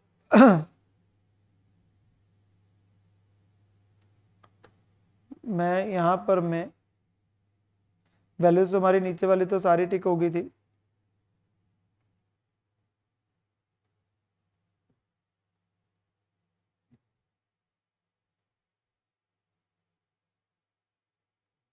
ठीक है जी। सो हमारी यहाँ तक की तो वैल्यूज तो वो सारी टिक हो चुकी है। फर्नीचर फिक्सचर बेटा आपका जो है 36,000 का है, एक तो ये है, और इसकी एक्यूमुलेटेड 6840 थी। अभी जो पहली एंट्री डाली उससे एक्यूमुलेट बढ़ जाएगी 2916 से, तो 6840 पहले थी, 2916 और थी बेटा, 6840 में 2916 बढ़ गई। अब आपने जो बेचा उसकी इकट्ठी की भी डेप्शन कितनी होगी? सर देखो जो आपने बेचा है वो ईयर एंड पे बेचा है, वो पहली एक्यूमुलेटेड उसकी थी 50 ओपनिंग में, और 45 उस पे हिस्सा लगी, तो टोटल इकट्ठी की भी डेप्शन होगी 95। अब आप एंट्री जो डालोगे वो डालोगे एम अकाउंट डेबिट, बेचा भी नो प्रॉफिट नो लॉस 405 पे, एक्यूमुलेटेड भी कम करनी पड़ेगी जितनी आज तक डेप्शन चार्ज करी है, क्योंकि उतने से एक्यूमुलेट कम होगी 95 से, और टू जो हमारा एसेट है फर्नीचर एंड फिक्सचर 500 से। तो 2 सालों की जो डेप्शन लगी, एक 50 जो पिछले साल तक की थी और 45, तो दोनों उतने से एक्यूमुलेट कम हो जाएगी। एंट्री तो डेप्शन की डल गई तो उसमें तो जुड़ा हुआ है 45, पर कम करना पड़ेगा क्योंकि जब बेच दिया तो अब ना कॉस्ट दिखेगी ना एक्यूमुलेट, तो कॉस्ट कितने से कम हुई? 500 से, तो 500 से कम करके इतनी रहेगी। एक्यूमुलेटेड कम होगी 50 और 45 से, तो वो इतनी रह गई। और मिस्टर एम को जो डेबिट करा, क्योंकि लास्ट डे था तो लास्ट डे का रेट लग गया 405, क्लोजिंग रेट 75, तो ये भी आ गया, तो ये भी आ गया, मल्टीप्लाई किया 75 से दोनों, ये भी आ गया। तो इसमें दो इफेक्ट थे, दो एंट्रियां थी, एक डेप्शन टू एक्यूमुलेटेड कितने से? 2916 से, 2916 से, और दूसरी जो मैंने एंट्री अभी आपके सामने डाली बेटा वो ये आई, क्योंकि एक्यूमुलेटेड उतने से कम होगी जितनी इस पे अभी डेप्शन लग चुका। ओपनिंग तक 50 थी, इस साल की 45 है, तो 95 होगी। 500 वाला एसेट था तो बेचा भी 405 पे, no profit no loss, profit loss कम या ज्यादा होता 405 से तो उतना प्रॉफिट लॉस होता, वो अलग से दिख रहा होता, वो अलग से दिख रहा होता, हमारा फायदा नुकसान जो भी है। सो ये हमारी एंट्री बन गई यहाँ सेल की। ऑफिस इक्विपमेंट परचेज था वो तो ईजी था, सेल वाले की तो एंट्री का इफेक्ट आएगा ना। तो दो entries, depreciation to accumulate depreciation, वो तो उस पीछे में भी थी, इसमें भी है, इसमें एक एक्स्ट्रा आ गई सेल की एंट्री जो लास्ट डेट डल रही, this is entry for sale. Multiply closing rate से होना, कोई टेंशन की बात नहीं, नीफो है, बात ही खत्म होगी, नीफो है। तो हमारा एक डिफरेंस जो आ जाएगा बेटा, बैलेंसिंग फिगर आ जाएगा इतना 375 100, और ये डिफरेंस क्योंकि नीफो का केस है तो वैसे ही जाएगा भी बेटा फॉरेन करेंसी ट्रांसलेशन रिजर्व में, ये डिफरेंस जाएगा भी कहां पे बेटा, फॉरेन करेंसी ट्रांसलेशन रिजर्व में, ठीक है ना। तो ये क्वेश्चन हमारा पूरे का पूरा एंड टू एंड क्या हो जाता है, कंप्लीट हो जाता है बेटा, ठीक है। देन अगले पे चलते बेटा, account from incomplete record single entry chapter, जिसे हम प्यार से क्या बोलते हैं, सिंगल एंट्री चैप्टर, ठीक है ना। सो क्वेश्चन देखते बेटा, क्या दे रहा है, इंफॉर्मेशन दे रहा है एबीसी एंटरप्राइज की, जिसके अंदर कह रहा है अपने क्या बनाना है, ट्रेडिंग एंड पीएनएल अकाउंट इस साल का एक तो, और बैलेंस शीट भी बनानी है। एसेट लायबिलिटीज ओपनिंग दे दिए और क्लोजिंग दे रहा है, ये सारी चीजें दे रखी है। फिर कुछ कैश ट्रांजेक्शन है, एक एक करके एंट्री डलेगी, और नीचे ही बहुत सारी ट्रांजेक्शन है। सिमिलर क्वेश्चन वैसे आपके साथ में किया जाता है बेटा इन द लेक्चर्स, ठीक है ना, बिल्कुल सेम क्वेश्चन। और फिर ये आपको पॉइंट नंबर जी तक है, एक एक करके सारे डालने, एक एक करके सारे डालने, ठीक है ना। तो शुरू हो जाता है बेटा हम लोग अपने पास में, फिक्स एसेट पे बाद में आ जाऊंगा। अच्छा, स्टॉक दे रखा है 80 और 70, तो कहाँ का डल जाएगा सर, ट्रेडिंग में भी और आपके पास में बैलेंस शीट में भी। सो यहाँ पे हमारे पास बेटा ट्रेडिंग अकाउंट में भी आ गया 80 और 70, and also in your balance sheet, also in your balance sheet. So closing balance sheet जो है बेटा वो ये रही जो मांगी थी, यहाँ पे कितना आ जाएगा 70,000, और वर्किंग नोट में ओपनिंग बैलेंस शीट ये रही, और यहाँ पे आ जाएगा आपका 80,000। तो ये आपका टिक हो गया दोनों जगह। फिर डेटर्स है 160 के ओपनिंग, तो डेटर्स हमारे ओपनिंग वैल्यू में आ गया और डेटर अकाउंट में चला गया 160, डेटर अकाउंट ये रहा, तो डेटर अकाउंट में आ गया ओपनिंग बैलेंस 160। ये जिस तरीके से मैं क्वेश्चन को सॉल्व कराता हूँ उसी तरीके से आपको टिक करते जा रहा हूँ ताकि आपको पता चल जाए। क्रेडिटर है 110 और 150, सो क्रेडिटर अकाउंट में गया बेटा 110 और 150, ये रहा क्रेडिटर अकाउंट 110 ओपनिंग 150 ये रहा, और साथ में बैलेंस शीट्स में तो 110 ओपनिंग में आया, ये ओपनिंग बैलेंस शीट है, और 150 बेटा आपकी क्लोजिंग बैलेंस शीट में आ गया। हम सारी आइटम टिक करेंगे बेटा, एक एक करके, कोई भी नहीं छोड़ेंगे, आप देखेंगे लास्ट तक सारी टिक हो जाएगी, ठीक है। फिर प्रीपेड आउटस्टैंडिंग का बाद में रेलेवेंस आ जाएगा जब खर्चे की बारी आएगी। कैश एंड बैंक का बैलेंस दे रखा है बेटा 12,000 और 26,250, सो 12,000 और 26,250 कैश एंड बैंक, 26,250 क्लोजिंग में आ गया, 12,000 हमारा ओपनिंग में आ गया, और कैश एंड बैंक अकाउंट बन जाएगा। कैश एंड बैंक कहाँ गया हीरा, तो 12,000 और 26,250, तो ये भी हो गया। फिक्स एसेट और एक्सपेंसेस का बचा, जब वो आएंगे आगे तब डील कर लेंगे, ठीक है। अब बोल रहा है बेटा आपको सबसे पहला पॉइंट, कलेक्शन हुई डेटर से, डिस्काउंट अलाउ किया 15,000 का, और कितना पैसा मिला 585, तो एंट्री क्या हुई, cash and bank 588, discount to debtor 585 और 15, तो डेटर अकाउंट में चलते हैं। पहले तो यहाँ पे cash and bank to debtor आ गया 585, यस सर, और डेटर में क्या आया, बाय कैश एंड बैंक और बाय डिस्काउंट लाओ, तो कैश एंड बैंक यहाँ से कम हो गया, और मतलब बेसिकली डेटर में आपका क्रेडिट हुआ और कैश बढ़ गया। ये जो 15,000 है कहाँ चला जाएगा सर, पीएल में, सर खर्चा है हमारा, डिस्काउंट अलाउड डेटर्स का 15,000, ठीक है जी। देन अगला है discounting of bill of exchange करा, उनको डिस्काउंट कराया हमने बिल्स को, और उस पर डिडक्शन कितनी हुई 1250 की, और कितने पैसे मिले 61,250, तो एंट्री हुई बैंक डिस्काउंट टू बीआर, क्या एंट्री हुई बेटा, बैंक डिस्काउंट टू बीआर बेटा, ठीक है ना। अब यहाँ पे अगेन बेटा हमारे पास में जो है डिस्काउंटिंग चार्जेस, तो यहाँ पे आगे बीआर के 1250, अब आपके पास बैंक में भी जाना है और बीआर में भी जाना है। सो एक तो हम बैंक अकाउंट में देख लेते हैं, बैंक में आया 61,250, और एक बीआर अकाउंट चेक लेते हैं, ये रहा BR account by bank by discounting charges, पूरा हो गया, ठीक है जी। देन अगला है क्रेडिटर्स 4 लाख वालों को 392 पे करे पूरी सेटलमेंट, तो एंट्री क्या हुई, creditors to bank to discount received हुआ यहाँ पे 8,000 का, सो एंट्री आई बेटा क्रेडिटर अकाउंट में, पहले तो यहाँ पे भी आ गया बाय क्रेडिटर 392, ठीक है जी, इतने से पेमेंट करी, और क्रेडिटर में क्या क्या आ गया sir, to bank to discount receive, और जो डिस्काउंट रिसीव्ड है कहाँ चला गया सर, पीएल में, इनकम है हमारी, 8,000, ठीक है जी। देन फ्रेट इनवर्ड की पेमेंट करी 30,000 की, तो खर्चा है एक तो, और बैंक में आ जाएगा 30,000, खर्चा आया 30 का और साथ में हमारा बैंक में गया 30,000। Then amount withdrawn for personal use, drawings है 70 की, तो ड्रॉइंग्स टू बैंक आ गया 70,000। तो बाय ड्रॉइंग्स बेटा 70,000 को अभी टिक कर रहा हूँ, बाकी मुझे थोड़ा ना पता डिफरेंस, तो आप 2 बार लिख देंगे, चाहे बैलेंस भी कर तो बात की बात आएगी। अभी 70 की एंट्री है तो 70 टिक कर रहा हूँ और साथ में बैलेंस शीट में भी आ जाएगा। आप 2 बार दिखाएंगे अलग अलग अपने पास में, तो बाय ये लास्ट ड्रॉइंग्स हम अभी 70 को ही लिख रहे हैं, तो 70 को ही टिक कर रहा हूँ मैं अभी। जो दूसरी आएगी वो जब आएगी तब देखेंगे ना, हमें नहीं पता ना क्वेश्चन करते हुए में क्या आएगा बाद में जाके, ठीक है, क्वेश्चन हिंट दे रहा है या जो भी है। तो 70 डला। ऑफिस फर्नीचर खरीदा बेटा कितने का, 10,000 का, तो ऑफिस फर्नीचर के पॉइंट को खत्म करो। तो फर्नीचर अगर हम देखें बेटा, पहले से पड़ा था 60 का, क्लोजिंग में 63,500, तो 60 का खरीदा है, 60 का पहले था, 10 का और खरीदा 70,000 में से अगर बेटा 63,500 बच गया तो 6500 की डेप्शन आ गई, क्योंकि रेट वगैरह नीचे कहीं नहीं दे रहा, तो आपका डायरेक्ट हो गया 6500 अकाउंट बना, डेप्शन आ गई। तो क्या क्या इफेक्ट्स है फर्नीचर बेटा, एक तो आपका ओपनिंग बैलेंस शीट में कितना है 60, यहाँ पे ओपनिंग में डल गया 60। जितने का खरीदा कैश एंड बैंक में आया, यस सर, बाय फर्नीचर 10,000। फिर डेप्रिसिएशन गई कहाँ पे, पीएनएल में 6500, और क्लोजिंग में आ गया बेटा 63,500 फर्नीचर। ये एडिशन डिप्रिसिएशन करके दिखाने की जरूरत नहीं, आप सीधा ही अकाउंट बनाना, अकाउंट बना लो या प्लस माइनस करके दिखा दो, क्योंकि वैल्यू स्ट्रेट फॉरवर्ड है, ठीक है ना। फिर इन्वेस्टमेंट जिसके ऊपर एनुअल इंटरेस्ट 6% के हिसाब से खरीदे 95 में, 200 बेटा वैसे शेयर्स नहीं हो सकता, राइट इट बॉन्ड, शेयर्स पे बेटा आपको इंटरेस्ट नहीं मिलता वो क्वेश्चन कई बार जल्दबाजी में शेयर्स लिख दे, शेयर पे डिविडेंड मिलता है, वो 6% जो भी है वो आपके पास में एनुअल इंटरेस्ट लिख रहा है, तो वो बॉन्ड्स या डिवेंचर्स पे होगा ना, तो 200 बॉन्ड्स लिख लो, चाहे 100 रुपए ईच वाले 1 अक्टूबर को खरीदे थे और पेमेंट करी।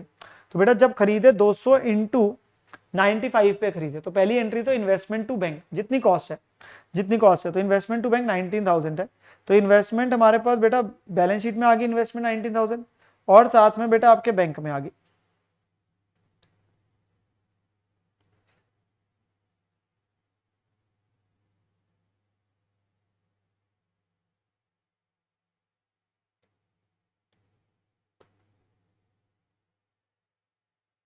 हाँ जी, just let me check with the file. Oh my god, where is the file gone.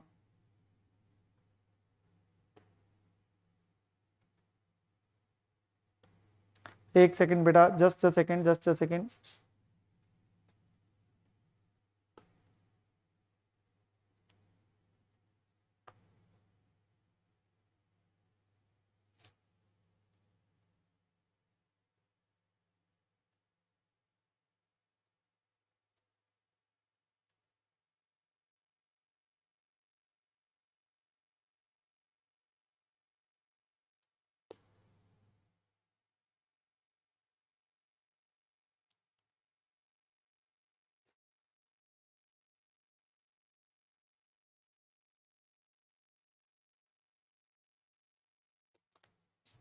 हाँ जी, सो यहाँ पे बेटा हमारे पास था ये वाला, फिर से आ गया उड़ के, तो 70,000 था, और ये 70 में हमने ड्राइंग्स का डाला था, मैं उसी पॉइंट पे अभी दोबारा से आ रहा हूँ और उसको लिख देता हूँ, डोंट वरी। तो ये वाले पॉइंट पे हम जब थे, सो 70 का हमारा हो गया था, और फिर अब हमारे पास डेप्रिसिएशन वाला पॉइंट करके हमने इन्वेस्टमेंट फर्नीचर को क्लोज किया था। फर्नीचर का मेरा परचेज था, डेप्रिसिएशन थी, क्लोजिंग वैल्यू था, तो मैं सारे देख लेता हूँ, क्या मेरे 60 हो गया, यस, और परचेज मैंने डाल दिया था 10,000, यस सर, तो फर्नीचर हो गया था। अब इन्वेस्टमेंट पे आता है, इन्वेस्टमेंट 200 बॉन्ड्स मान लीजिए या डिबेंचर जो भी है, इंटू 95, तो कॉस्ट तो इतनी है, तो वो इससे आएगा 19,000 से, तो ये तो कॉस्ट आएगी 19,000 की, और यही कहाँ डल जाएगी सर, बैलेंस शीट में, जितने में खरीदा, तो 19,000 ये आ गया हमारा, जितनी कॉस्ट है विच इज 19। अब इंटरेस्ट बनता है इस पे बेटा, क्योंकि 1 अक्टूबर को खरीदे और 6% का है, तो इंटरेस्ट की इनकम आ जाएगी। सो बाय इंटरेस्ट ऑन इन्वेस्टमेंट जो आपकी इनकम बन रही है वो फेस वैल्यू पे आएगी, तो 20,000, क्योंकि 100 के हिसाब से 6% है और आधे साल का है, क्योंकि 1 अक्टूबर को खरीदा तो 31 मार्च तक 6 महीने होंगे, तो इतनी इनकम होगी, और ये रिसीव नहीं हुई कहीं पे भी, तो अल्टीमेटली ये सारे का सारा एक्रूड आ जाएगा 600। तो दोनों इफेक्ट हो गए, इनकम भी आ गया और एक्रूड इंटरेस्ट भी आ गया, इनकम भी आ गया और एक्रूड इंटरेस्ट भी आ गया। देन अगला कहता है एक्सपेंसेस में मिला के सैलरीज पेड 95 है। अब ये पेमेंट 95 की करिए बेटा, तो ये आपकी बैंक अकाउंट में जाएगी 95,000। तो ये एक्सपेंसेस की पेमेंट मैंने दिखा दी यहाँ पे 95, पर इसके आउटस्टैंडिंग प्रीपेड्स है तो इसका इफेक्ट आएगा। तो बैलेंस शीट में देख लेते हैं रिस्पेक्टिवली। सो आउटस्टैंडिंग और प्रीपेड बेटा हमारे ओपनिंग में क्या क्या है, ओपनिंग में बेटा 6,000 प्रीपेड है, 20,000 आउटस्टैंडिंग है। सो 6,000 प्रीपेड, 20,000 आउटस्टैंडिंग, ये आ गया। और यहाँ पे बेटा आपके क्लोजिंग में कितने कितने हैं, 7 और 18, तो ये 7 और 18 हो गया, 7 और 18 आ गया। और इन सबका इफेक्ट देंगे तो पेमेंट में क्लोजिंग आउटस्टैंडिंग ऐड किया, ओपनिंग माइनस किया, क्लोजिंग प्रीपेड माइनस किया, ओपनिंग प्रीपेड ऐड किया, तो सब करने के बाद वो वर्किंग नोट बना के आपका बेटा खर्चा आ जाएगा 92 का, जितना हमने पे किया उसके अंदर में वो आपका चेक भी हो जाएगा बेटा। कितना था हमारा, हमारी पेमेंट है 95, तो 95,000 में क्लोजिंग आउटस्टैंडिंग बेटा कितना है 18,000, वो ऐड किया, माइनस 20,000 किया, माइनस क्लोजिंग प्रीपेड किया 7,000, प्लस ओपनिंग किया 6,000, तो 92 बनता है। तो वो प्लस माइनस का अपना वर्किंग नोट बना देंगे, ये आपका पॉइंट खत्म हो जाएगा। ऊपर से जितनी चीज थी सारी हो जाएगी यहाँ तक में। मिसलेनियस रिसीट है बेटा 5,000 की, वो इनकम आ गई और कैश अकाउंट में, तो बाय मिसलेनियस इनकम 5,000 और साथ के साथ में कैश अकाउंट में टू मिसलेनियस इनकम 5,000, ठीक है ना, यस सर। देन फिर बिल ऑफ एक्सचेंज जो ड्रॉ किया कस्टमर्स के ऊपर, एक्सेप्ट उन्होंने दी एक्सेप्टेंस 1 लाख की, तो BR2 डेटर 1 लाख है। सो एंट्री हुई बेटा BR2 डेटर अकाउंट 1 लाख, जितने के बिल ड्रॉ करे और कस्टमर ने एक्सेप्टेंस दी, और ये डेटर अकाउंट में आ जाएगा बेटा बाय BR 1 लाख। फिर इसमें से 20,000 के इंडोर्स कर दिए हमने क्रेडिटर के फेवर में, तो एंट्री हुई क्रेडिटर टू BR, क्या एंट्री बेटा क्रेडिटर टू BR, तो यहाँ पे BR में आ गया क्रेडिटर, क्रेडिट हो गए, उतने बिल कम हो गए और उतने से क्रेडिटर भी कम हो जाएंगे, तो क्रेडिटर में आ जाएगा 2BR 20,000। और फिर क्या लिखता है इसके आगे, एक इंडोर्स बिल 4,000 का डिसऑनर हो गया, तो जब इंडोर्स बिल डिसऑनर होता है तो एंट्री होती है बेटा डेटर टू क्रेडिटर, डेटर भी बढ़ जाता है और क्रेडिटर भी। सो बाय डेटर यहाँ पे आ गया 4,000 और ये डेटर अकाउंट में आ गया टू क्रेडिटर 4,000, तो 3 एंट्रीज इसी पॉइंट में थी, वो हो गई। फिर 9,000 के गुड्स को यूज किया एडवर्टाइजिंग मटेरियल के लिए, तो ये एडवर्टाइजमेंट मटेरियल के लिए यूज किया बेटा 9,000 को, तो वो आपके पास एडवर्टाइजमेंट का आ जाएगा खर्चा पीएनएल में और परचेज कम हो जाएगी। सो पीएनएल में खर्चा आ गया 9,000 और परचेज कम करके दिखानी, अभी परचेज हमें पता नहीं है पर माइनस करके आप दिखा देंगे 9,000, ठीक है ना, माइनस करके आ जाएगा 9,000। फिर जीपी रेट 20% ऑन सेल्स है, अभी देखते हैं इसका क्या रिलेवेंस है, क्योंकि हमें ना सेल पता है और ना आपके पास में बाकी चीज पता है, तो वो हमें देखना पड़ेगा कैसे आएगा। और डिफरेंस कैश बुक में कुछ कह रहा है फर्दर ड्रॉइंग या इंट्रोडक्शन ऑफ कैपिटल मान लेना, और 2% प्रोविजन लानी है डाउटफुल डेट्स की डेटर पे। तो बेटा डेटर पता होंगे क्लोजिंग तो ही तो प्रोविजन ना होगी, आप समझ रहे, पहले डेटर पता होगा तो प्रोविजन आएगी। तो अब हमें चीजों का लिंकेज है यहाँ पे, तो सबसे पहले अगर मैं क्रेडिटर अकाउंट में जाता हूँ बेटा, क्रेडिटर अकाउंट में आपको देखो 4 में से अगर 3 चीजें पता आप अकाउंट क्लोज कर सकते हो, you know opening, you know payment, you know closing. तो आपकी परचेज आ जाएगी, परचेज जैसी डाली आपके पास बाय परचेजेस आ गई बैलेंसिंग फिगर, ये बैलेंसिंग फिगर है इस अकाउंट की 456, ये कहां डल जाएगी हमारे पास में इन अवर ट्रेडिंग, तो 456 डाली 447 आ गया। डेटर नहीं क्लोज कर सकते क्योंकि डेटर में ना सेल पता है ना क्लोजिंग पता है। अब हमें जीपी रेट दिया, तो जीपी रेट का यूज होकर सेल निकालेंगे, क्योंकि सेल्स पता होता है तो जीपी कर देते हैं, कुछ बैलेंस फिगर और आ जाती है ओपनिंग या क्लोजिंग या परचेज, यहाँ सारी चीजें पता है opening purchase direct expense closing, and GP rate दे दिया जो कि दे दिया 20% ऑन सेल है।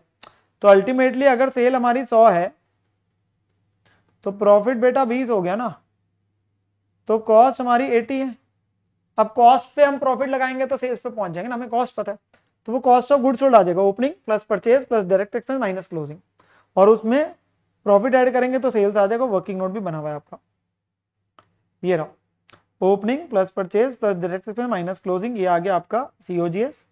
और इसका 20/80 करेंगे which is 25% on cost, 20% on sale means 25% on cost, ये आया तो ये आपका सेल्स आ गया, और इसी का 20% होना चाहिए था ना, ये हो गया। आपने एक्स लेके करना है, आप एक्स लेके कर लो बेटा, मुझे कोई दिक्कत नहीं है, आपने एक्स लेके करना है आप एक्स लेके कर लो, जैसे भी 100 लेके करना है 100 लेके कर लो, ये सेल्स डालेगी बेटा। सो ये हमारे पास में कहाँ कहाँ आ गई, सर ये सेल्स हमारे पास में आ जाएगी इन अवर ट्रेडिंग अकाउंट, वहां पे सेल्स चली और जीपी आ गया, और जीपी तो ब्रॉड डाउन हो गया। और सेल्स कहाँ गई? डेटर अकाउंट में। सेल्स कहाँ गई? डेटर अकाउंट में। तो डेटर अकाउंट में जाएंगे और सेल्स डाल देंगे, और आपकी क्लोजिंग फिगर आ जाएगी बैलेंसिंग क्लोजिंग डेटर। क्या आ जाएंगे? Closing debtor. जैसे ही क्लोजिंग डेटर आपके पास आए, वैसे ही बेटा आप क्लोजिंग डेटर के ऊपर क्या बना देंगे? Provision for doubtful date. तो ये 72750 और उसने लास्ट में लिखा था 2%। कभी भी बेटा प्रोविजन डेटर अकाउंट में नहीं आती है, माइनस करके दिखते हैं, क्योंकि एंट्री होती है PNL to provision for doubtful debt. So 2% आपके पास में प्रोविजन फॉर डाउटफुल डेट डाली, और ये माइनस नेट डेटर आ गया, और ये प्रोविजन का सेकंड इफेक्ट क्या हुआ? पीएनएल में दिख जाएगा। तो 72750 का चेक भी कर लो, 2%, 1455, यस सर। और ये पीएनएल में भी दिख गया। डेटर अकाउंट में नहीं दिखता, कभी बैड डेट दिखते हैं वहां, कभी प्रोविजन नहीं दिखती, ठीक है। और फिर हमें प्रोविजन का पॉइंट भी हो गया, डेटर अकाउंट भी हो गया। बेटा हमारे कैश एंड बैंक बचा है। कैश एंड बैंक में बैलेंसिंग फिगर आप देखेंगे सारी टिक्ड है, ये आ रही है इस तरफ में, ये बैलेंसिंग फिगर है, ये एडिशनल ड्रॉइंग्स है। और ये हमारी बैलेंस शीट में जाना है, यस सर। और बीआर अकाउंट में बेटा क्लोजिंग बीआर आ रहे, ये आपके ये आ रहे। ओपनिंग तो दिए नहीं थे तो ऑटोमेटिकली क्लोजिंग आ गए, तो बाकी चीजें डाल के हमारे क्लोजिंग बीआर आ गए। तो ये दोनों चीजें डल जाएगी, एडिशनल ड्रॉइंग्स भी और बीआर भी क्लोजिंग बैलेंस शीट में। सो ड्रॉइंग्स भी आ गई 21,000 की अब, और बीआर भी आपका दिख जाएगा जो बचे हुए रह गए थे 17,500। सारे वर्किंग नोट्स एक बार के लिए हो गए। ओपनिंग बैलेंस शीट से ओपनिंग कैपिटल आएगी बेटा, सारी चीजें आप देख सकते हैं टिक्ड है, ये वाली सारी चीजें टिक्ड है आपके पास स्क्रीन पे। तो ये opening capital I, this is your balancing figure. ये डली हमारी यहाँ पे इनर कॉलम में ओपनिंग कैपिटल। पीएनएल में जाके देखते हैं क्या सारी चीजें टिक दिख रही है, यस सर। तो आपका क्या आ गया? Net profit balancing figure.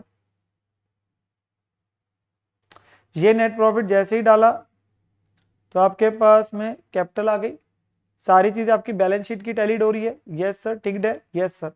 तो हमारी क्लोजिंग बैलेंस शीट भी क्या हो जाएगी? टैली हो जाएगी। क्लोजिंग बैलेंस शीट भी आपकी टैली होगी, सारी चीजें आपके सामने, एक एक वैल्यू आपको टिक रही है एक एक एंट्री के साथ, ताकि हमारा क्वेश्चन पूरा एंड टू एंड कंप्लीट हो जाता है बेटा, ठीक है ना। यस सर, क्या ये क्वेश्चन समझ आ गया? यस सर, ये क्वेश्चन हमारा क्लियर हो जाता है बेटा, ठीक है ना। Now moving further to the remaining जो क्वेश्चन है वो है अकाउंटिंग स्टैंडर्ड्स और जनरल वाले। सो बेटा उसमें पहला क्वेश्चन आ रहा है framework for preparation and presentation का, जो हम करते हैं बिल्कुल वैसा ही क्वेश्चन है जनरल लॉस को लेके। ए लिमिटेड का एक बाइंडिंग एग्रीमेंट हुआ है बेटा गामा लिमिटेड के साथ कि कस्टम मेड मशीन खरीदनी है 1 लाख की। एंड में बिफोर द मशीन की डिलीवरी से ए लिमिटेड ने अपना मेथड ऑफ प्रोडक्शन चेंज कर लिया, और वो नया मेथड में अब कोई मशीन की जरूरत नहीं है जो ऑर्डर करी, और उसे स्क्रैप कर देना।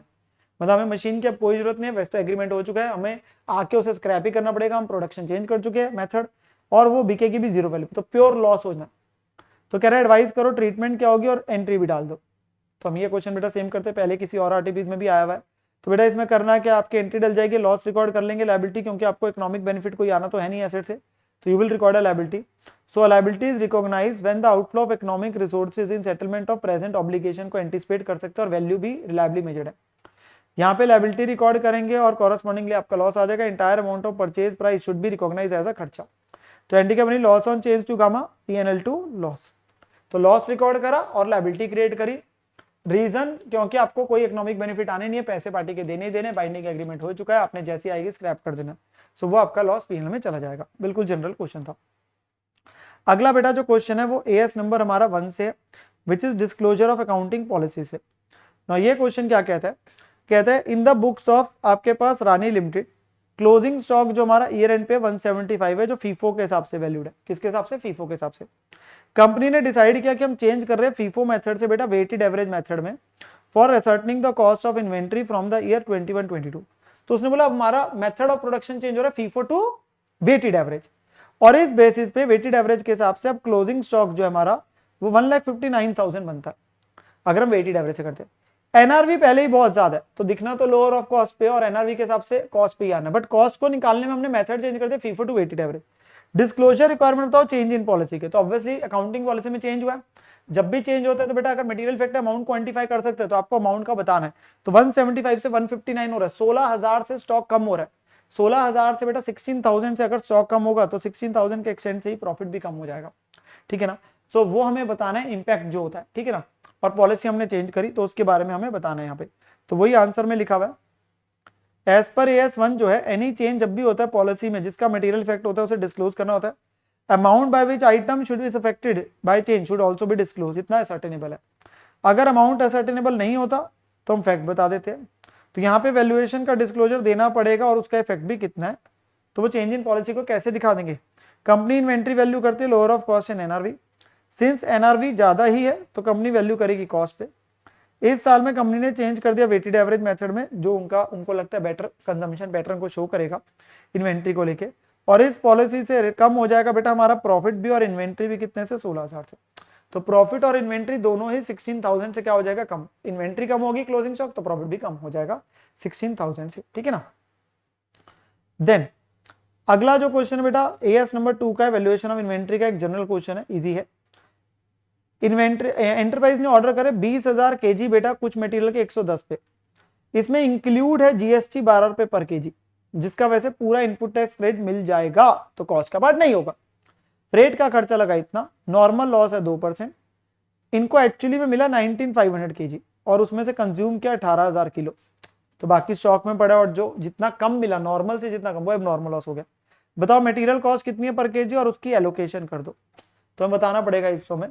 तो वो हमारी कॉस्ट में क्या 20,000 इंटू 110 में से बेटा 20,000 इंटू 12 माइनस हो जाएगा, क्योंकि वो कॉस्ट का पार्ट नहीं है, वो कॉस्ट का पार्ट नहीं है। तो 20,000 इंटू 110 में से 20,000 इंटू 12 माइनस हो गया, या पहले 110 में से 12 माइनस कर दो 98 आ जाएगा, उसको मल्टीप्लाई कर दो सीधा इतना आ गया।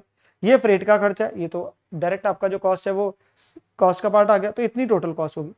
अब ये मेरे को इफेक्टिव कॉस्ट निकालने के लिए किससे डिवाइड करना पड़ेगा, 20,000 केजी से, नो 2% तो बेटा आपका नॉर्मल लॉस है, वो तो होना ही होना है। तो 98% हमारी नॉर्मल एक्सपेक्टेड आपके पास बनते हैं जो इनपुट्स रिसीव होंगे, तो वो इतना हुआ। तो which will actually help you to find out effective cost per KG.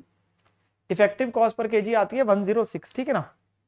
अब 3 हिस्से, जितना कंज्यूम हुआ वो आ गया 18,000, जितना क्लोजिंग स्टॉक में पड़ा 1,500, क्यों सर 19,500 मिला था और 18,000 कंज्यूम हो गया। और अब नॉर्मल लॉस कैसे है सर, मिलना चाहिए था 19,600 और मिला सिर्फ है 19,500, तो 100 ज्यादा हो गया ना लॉस, तो 100 का अब नॉर्मल लॉस हो गया, जो इन्वेंट्री का पार्ट नहीं होता, जो पीएनएल में अलग जाता है। तो अल्टीमेटली ये जाएगा बैलेंस शीट में, ये जाएगा पीएनएल में, ये पीएनएल में खर्चा है, ये बैलेंस शीट में दिखेगा, और ये एफजी की कॉस्ट का पार्ट बन जाएगा। जितना मटेरियल कंज्यूम हुआ वो एफजी की कॉस्ट में जाएगा, क्योंकि अगर हमें एफजी की कॉस्ट जाने तो उसमें मटेरियल कंज्यूम का खर्चा आएगा, बाकी लेबर ओवरहेड सब आते हैं ना, तो मटेरियल कंज्यूम का खर्चा एफजी की कॉस्ट में चला जाता है, बचा हुआ मटेरियल बैलेंस शीट में दिख जाएगा, अब नॉर्मल लॉस हमारा पीएनएल में आ जाएगा ऐसा सेपरेट जो भी खर्चा आ रहा है, ठीक है ना। Yes sir. देन अगला आ रहा है बेटा हमारा as number 10 PPE property plant and equipment का क्वेश्चन है, जनरल क्वेश्चन आगे नहीं। स्टार लिमिटेड ने मशीनरी खरीदी बेटा कितने की, 680 की, जिसमें जीएसटी जुड़ा हुआ है 40 का और इनपुट टैक्स क्रेडिट है अवेलेबल है पूरे अमाउंट का, तो माइनस हो जाएगा ये। कंपनी ने बाकी भी खर्चे किए इसकी इंस्टॉलेशन के, वो सारे पॉइंट बताता जाएगा। हमसे पता क्या पूछ रहा है, बताओ कितनी वैल्यू प्लांट की कैपिटलाइज करी जाएगी। तो बेसिकली हमें सारी चीजों में से क्या करना है, वो सिंपली बोलूं तो जो खर्चे आपकी कॉस्ट का पार्ट है वो ऐड होते जाएंगे, पर जीएसटी ने तो क्या है क्रेडिट मिल जाना है, क्या वो आएगा, नो सर, 680 में से 40 पहले माइनस हो जाएगा। तो जो 680 है बेटा हमारा जो कॉस्ट दे रखी है उसमें से जीएसटी का क्रेडिट तो माइनस हो गया 40 सबसे पहले, चाहे सबसे पहले दिखा दो वो कोई दिक्कत नहीं। फिर साइट प्रिपरेशन का खर्चा ऐड होएगा, यस सर बिल्कुल होता है। जो भी डायरेक्टली एट्रीब्यूटेबल खर्चा बेटा एसेट को उसकी लोकेशन कंडीशन से लाने के लिए, सिंपली जो रेडी टू यूज तक का खर्चा है वो सारा आएगा। लेबर का खर्चा इतना है, पर कह रहा है 200 आउट ऑफ द टोटल 500 घंटे लगे इंस्टॉलेशन पे, तो प्रोपोर्शनेट कर देंगे ना, 56,000 तो 500 घंटों का खर्चा 500 का, हमारा तो खर्चा इस पे 200 घंटे ही लगा लेबर का, तो 56,000 इंटू 200 बाई 500 22,400। देन अगला खर्चा जो स्पेयर पार्ट्स एंड टूल जो कंज्यूम हुए, यस सर वो भी आ जाएगा, वो उसी से रिलेटेड है इंस्टॉलेशन में, ठीक है। फिर सुपरवाइजर की सैलरी लगी 26 पर 25% उसका समय लगा बेटा इंस्टॉलेशन में, तो 25% ही एट्रीब्यूट होगा, 26,000 का 25%, ठीक है। फिर टेक्निकल का खर्चा लगा 34 पर इसमें से 110 ही प्लांट इंस्टॉलेशन का है, तो 110 ही एट्रीब्यूट होगा इसमें, 34,000 का 1/10 3400। फिर टेस्ट रन और एक्सपेरिमेंटल प्रोडक्शन एक्सपेंस 18,000 ये भी आ जाएगा, क्योंकि हम यही मानते बेटा बेसिक टेस्टिंग का खर्चा। कौन सा बेसिक टेस्टिंग का, अगर एक बार वो कमर्शियल प्रोडक्शन के लिए तैयार हो गया उसके बाद जो टेस्टिंग करो वो नहीं आता हमारा, ठीक है ना, ये बेसिक टेस्टिंग है। कंसल्टेंसी चार्जेस जो आर्किटेक्ट के लग रहे बेटा वो भी आ जाएगा 11,000, तो वो भी आ गया 11,000 कंसल्टेंसी का। और फिर एडेप्शन उन एसेट्स की जो इंस्टॉलेशन में यूज हुए, तो वो एसेट्स की डिडक्शन है। ये उन इसकी नहीं है, मशीन की थोड़ी ना है, उन चीजों की, इक्विपमेंट्स की जो मदद हो रही है इंस्टॉलेशन में, तो वो भी तो आपकी इसी की कॉस्ट में ऐड होगी 12,000, ठीक है ना। तो ये सारा करके कॉस्ट बन गई 739,500, सारी चीजें आ गई। और नीचे दे रहे बेटा मशीन रेडी टू यूज तो इस दिन होगी थी, बट इस्तेमाल करनी 15 दिन बाद करी चालू, और इसमें खर्चा और भी लगा। तो क्या ये आता है? नो सर, हमारा खर्चा सिर्फ कब तक आता है? जब तक हमारा पीपी रेडी टू यूज नहीं हो जाता, उसके बाद का पीएल में जाएगा। तो चाहे आपने एक्चुअली में लेट यूज करना चालू किया, सो ये खर्चा आपके पास जो फर्दर लगा ये पीएनएल में ही जाएगा, क्योंकि प्लांट रेडी फॉर यूज हो गया था 15 जनवरी को। हमारा प्लांट तो रेडी टू यूज हो गया था 15 जनवरी को, ठीक है ना। तो वो आपका क्वेश्चन कंप्लीट हो जाएगा AS10 का। देन अगला जो क्वेश्चन है बेटा वो AS11 और AS16 का कंबाइंड क्वेश्चन यहाँ पे दिया हुआ है, जो कि एक जनरल क्वेश्चन है। एंड ऐसा हम करते हैं बेटा फॉरेन बोरिंग से रिलेटेड जो आते हैं AS16 में, वहां पे आता है। तो हम ये बोलते हैं कि जितना इंटरेस्ट ऑन फॉरेन बोरिंग बनता है, जितना उसमें नॉर्मल लोकल बोरिंग जितना इंटरेस्ट है, वो तो बोरिंग कॉस्ट का पार्ट है, उसके ऊपर वाले की ट्रीटमेंट एज पर AS11 है। तो वही बात है, कंपनी ने बोरो किया सम $15 लाख का साल के बिगिनिंग में रेजिडेंशियल प्रोजेक्ट के लिए London interbank offered rate Liber जो बोलते हैं +4%। तो एक पर्टिकुलर रेट +4% पर बोरिंग है एक्चुअल में। इंटरेस्ट देना साल के अंत में है। जिस दिन लोन अवेल किया था उस दिन रेट था 72 पर डॉलर, और ईयर एंड पे डॉलर का रेट बेटा कितना हो गया? 76। कंपनी ने बोरो किया लोन, अगर इंडिया रुपीज में किया होता तो हमें अपने पास लोन मिलता 9.5% पे।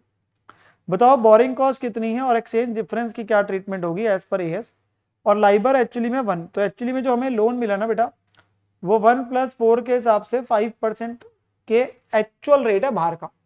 लाइबर +4% बोल रहा था ना, तो लाइबर इज 1%, जो बाहर के एक्चुअली बेस रेट होते हैं वो लंदन इंटरबैंक ऑफर रेट बोला +4। तो हमें मिला कितने? 5 पे। इंडिया में अगर लेते 9.5, तो हमें यहाँ पे अपना देखना है बेटा इंटरेस्ट ऑन पहले फॉरेन बोरिंग एक्चुअल देखते हैं। 15 लाख देना कब? इंटरेस्ट साल के अंत में, तो 15 लाख का 5%, तो इंटरेस्ट हमारा क्या आएगा? 15 लाख के ऊपर 5%, ये डॉलर में आया, और ईयर एंड का रेट लगे 76, तो इतना बनता है, चेक भी कर लीजिए। 15 लाख के ऊपर 5% इंटू 76, 57 लाख हमारा एक्चुअल फॉरेन बोरिंग के ऊपर इंटरेस्ट है। फिर हमारे पास बेटा क्योंकि 72 से 76 हो गया डॉलर का रेट, तो ये आपका एक्सचेंज डिफरेंस आ गया 72 से 76 4 पे, जिसकी ट्रीटमेंट के बारे में बात हो रही है। तो ये 15 लाख इंटू 4 60 लाख का इंक्रीज इन लायबिलिटी हो गया, जो टुवर्ड्स प्रिंसिपल है, 4 पे से बढ़ गया। अब अगर यही लोन बेटा हमने इंडिया में लिया होता तो कितना इंटरेस्ट बनता? बेटा यहाँ पे थोड़ा सा ध्यान दे, बच्चा गलती क्या करता है, 15 लाख इंटू रेट लगा के ईयर एंड का रेट लगाते हैं। यार लोन तो फर्स्ट डे लिया था, तो रुपीज में लिया होता तो लोन की कितनी रिक्वायरमेंट थी? 15 लाख इंटू 72, उस पे इंडिया वाला रेट लगता 9.5%, तो 15 lakh into 72 into 9.5%, which is 102.6 lakh, इतना बनता। अब जितना हमारा एक्सेस है 102.6 माइनस 57, इतना एक्स्ट्रा आप इंटरेस्ट दे रहे हो, मतलब इंडिया वर्सेस बाहर का, मतलब इंडिया में अगर होता तो इतना एक्स्ट्रा। अब इतने एक्सटेंड तक आप एक्सचेंज डिफरेंस कैपिटलाइज कर सकते हो, बोरिंग कॉस्ट का पार्ट है। तो आउट ऑफ 60 45.6 की ट्रीटमेंट AS16 के हिसाब से हो जाएगी, और जो बाकी बचेगा उसकी AS11 के हिसाब से होगी, AS11 के हिसाब से होगी। तो 45.6 और 14.4, तो डिफरेंस यही लिखा है, 45.6 का डिफरेंस है।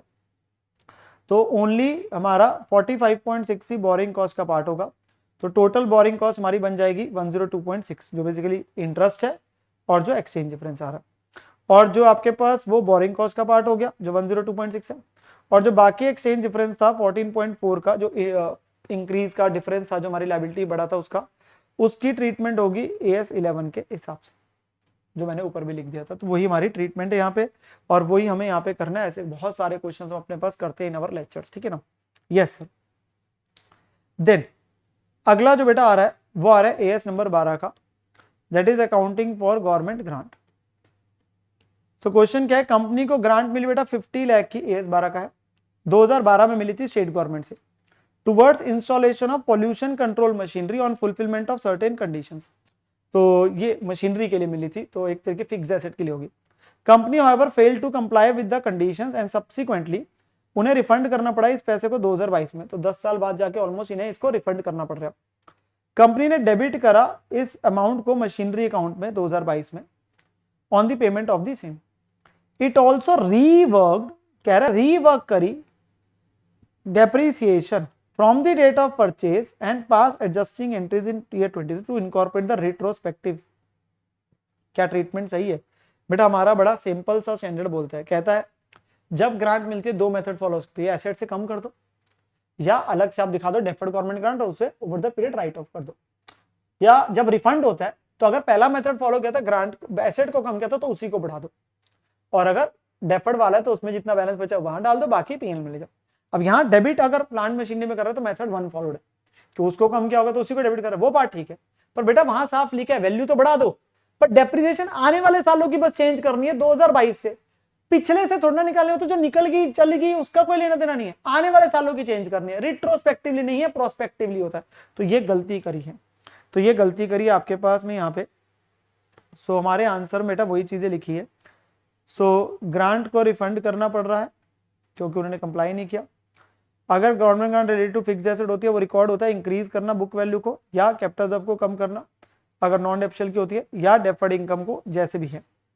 अगर पहला ऑल्टरनेटिव फॉलो करते हो बेटा, जो कि हम अगर वैल्यू को कम कर रहे होते हो, where book value is increase, depreciation revise book value पे प्रोवाइड होती है प्रोस्पेक्टिवली ओवर दी बची हुई लाइफ के हिसाब से होती है। सो अकॉर्डिंगली ट्रीटमेंट जो उन्होंने इंक्रीज करा वैल्यू को वो तो सही है कि ठीक है वैल्यू बढ़ा दी, वो तो ठीक है, मशीनरी को डेबिट किया तो मेथड 1 अगर फॉलो कर रहे हैं तो उसके हिसाब से, पर जो डेप्रिसिएशन है वो एडजस्टमेंट जो रिट्रोस्पेक्टिव इफेक्ट के हिसाब से करी वो इम्प्रॉपर है, वो गलत है, वो वायलेशन है इस बार की, क्योंकि आपको इफेक्ट प्रोस्पेक्टिव देना था, आने वाले सालों की चेंज करनी थी। इतनी माथा बच्ची नहीं है कि स्टार्टिंग से लेके निकालो, नो। तो बहुत ही आसान सा बोलता है स्टैंडर्ड, इन्होंने कॉम्प्लिकेट कर दिया एक्चुअली में, ठीक है ना, तो उन्होंने गलत किया। फिर AS 13 आ गया बेटा, अकाउंटिंग फॉर इन्वेस्टमेंट, एक किया हुआ क्वेश्चन है ये बिल्कुल।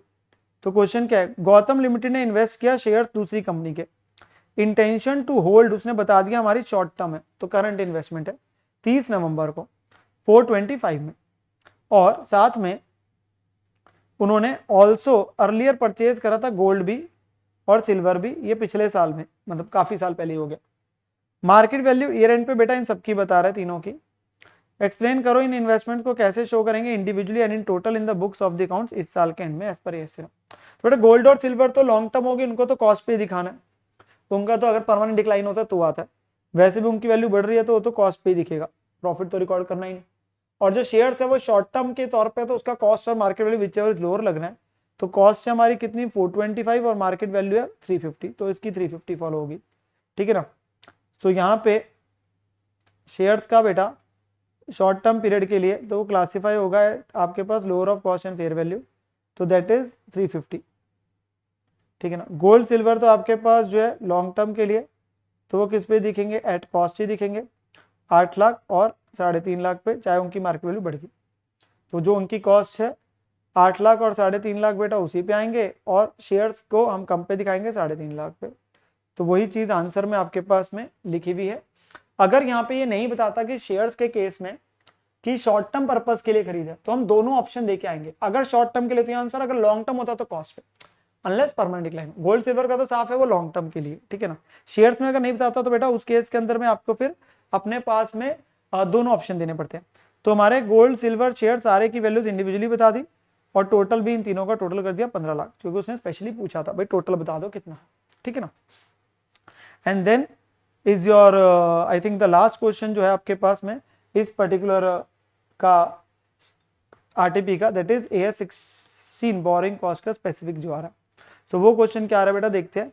कंपनी ने इशू किए थे बेटा 12% डिबेंचर्स 100 लैक्स के 1 जून को, जो पैसा लिया था वो अलग अलग जगह पे यूज किया, बिल्डिंग के लिए, वर्किंग कैपिटल, मशीनरी, फर्नीचर और ट्रक, ठीक है ना, अलग अलग पर्पसेस के लिए उन्होंने बता दिया 100 लाख।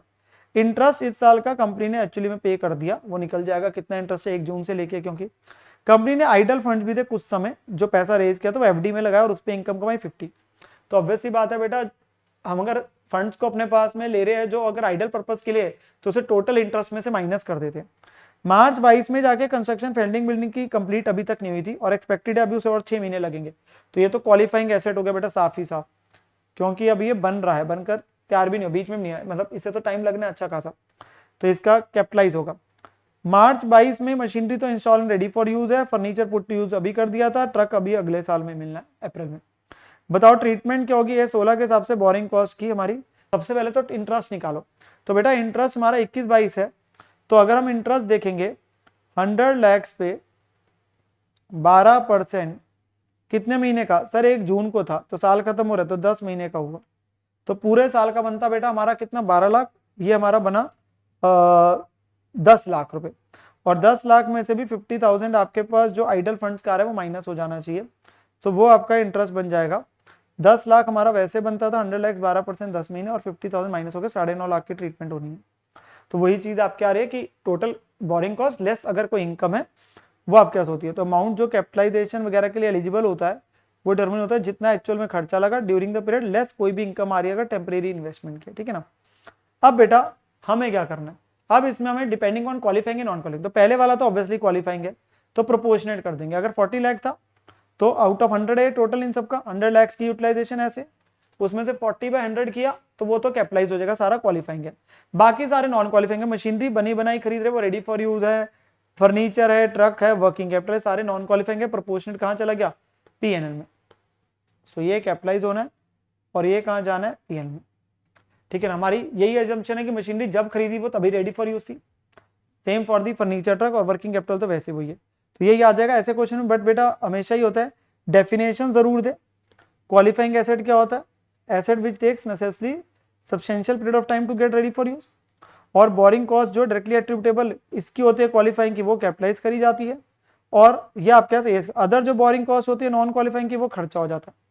तो वो हमने प्रिंसिपल लिख दिया। अगर कोई अजम्पशन आप ले रहे तो वो अजम्पशन लिख दो। क्वेश्चन ने यही चीज पूछी थी, क्वेश्चन ने यही चीज पूछी थी और इन्हीं चीजों को लेके हमें बस सॉल्विंग करनी थी, आंसर अपना देना था, क्वेश्चन हमारे पास में खत्म हो जाएगा। और इसके साथ ही हमारे पास बेटा ये वाला आपका बेटा ये वाला प्रोपोर्शनेट तो समझ आ जाएगा ना, क्योंकि 950,000 बनता है 100 पे, तो प्रोपोर्शनेट कितना कितना है और उसके हिसाब से वो नॉन क्वालिफाइंग में चला जाएगा, वो नॉन क्वालिफाइंग का पीएल में चले जाना, ठीक है ना, वो सारे नॉन क्वालिफाइंग है। इसके साथ ही बेटा आपका ये वाला जो पूरा आरटीपी है वो एंड टू एंड डिस्कस हो गया होगा, हो जाता है। एंड होपफुली आपके पास के आरटीपी में कहीं पे भी अगर छोटे मोटे डाउट्स है वो आपके क्लियर हो जाएंगे। अच्छे तरीके से हमने सारे आरटीपी को डिस्कस किया। आप बच्चे बेटा अपनी अच्छे तरीके से तैयारी करते रहिए। आप लोगों के लिए और भी बहुत सारी जो रेलिवेंट वीडियोस है आप लोगों के लिए exams oriented and revision purpose वो इसी चैनल पे आप लोगों के लिए आती रहेगी। मेक श्योर आप अपने पास में अच्छे तरीके से पढ़ाई करें और अपने ऊपर विश्वास रखें। हिम्मत नहीं हारनी है, लगे रहना है, डटे रहना है, आपको जरूर सक्सेस हासिल होगी। But believe in yourself and अपने पास एफर्ट्स में किसी प्रकार की कोई कमी ना रखें। मेरी बेस्ट विशेस हमेशा से आप बच्चों के साथ में। So take care student and bye bye.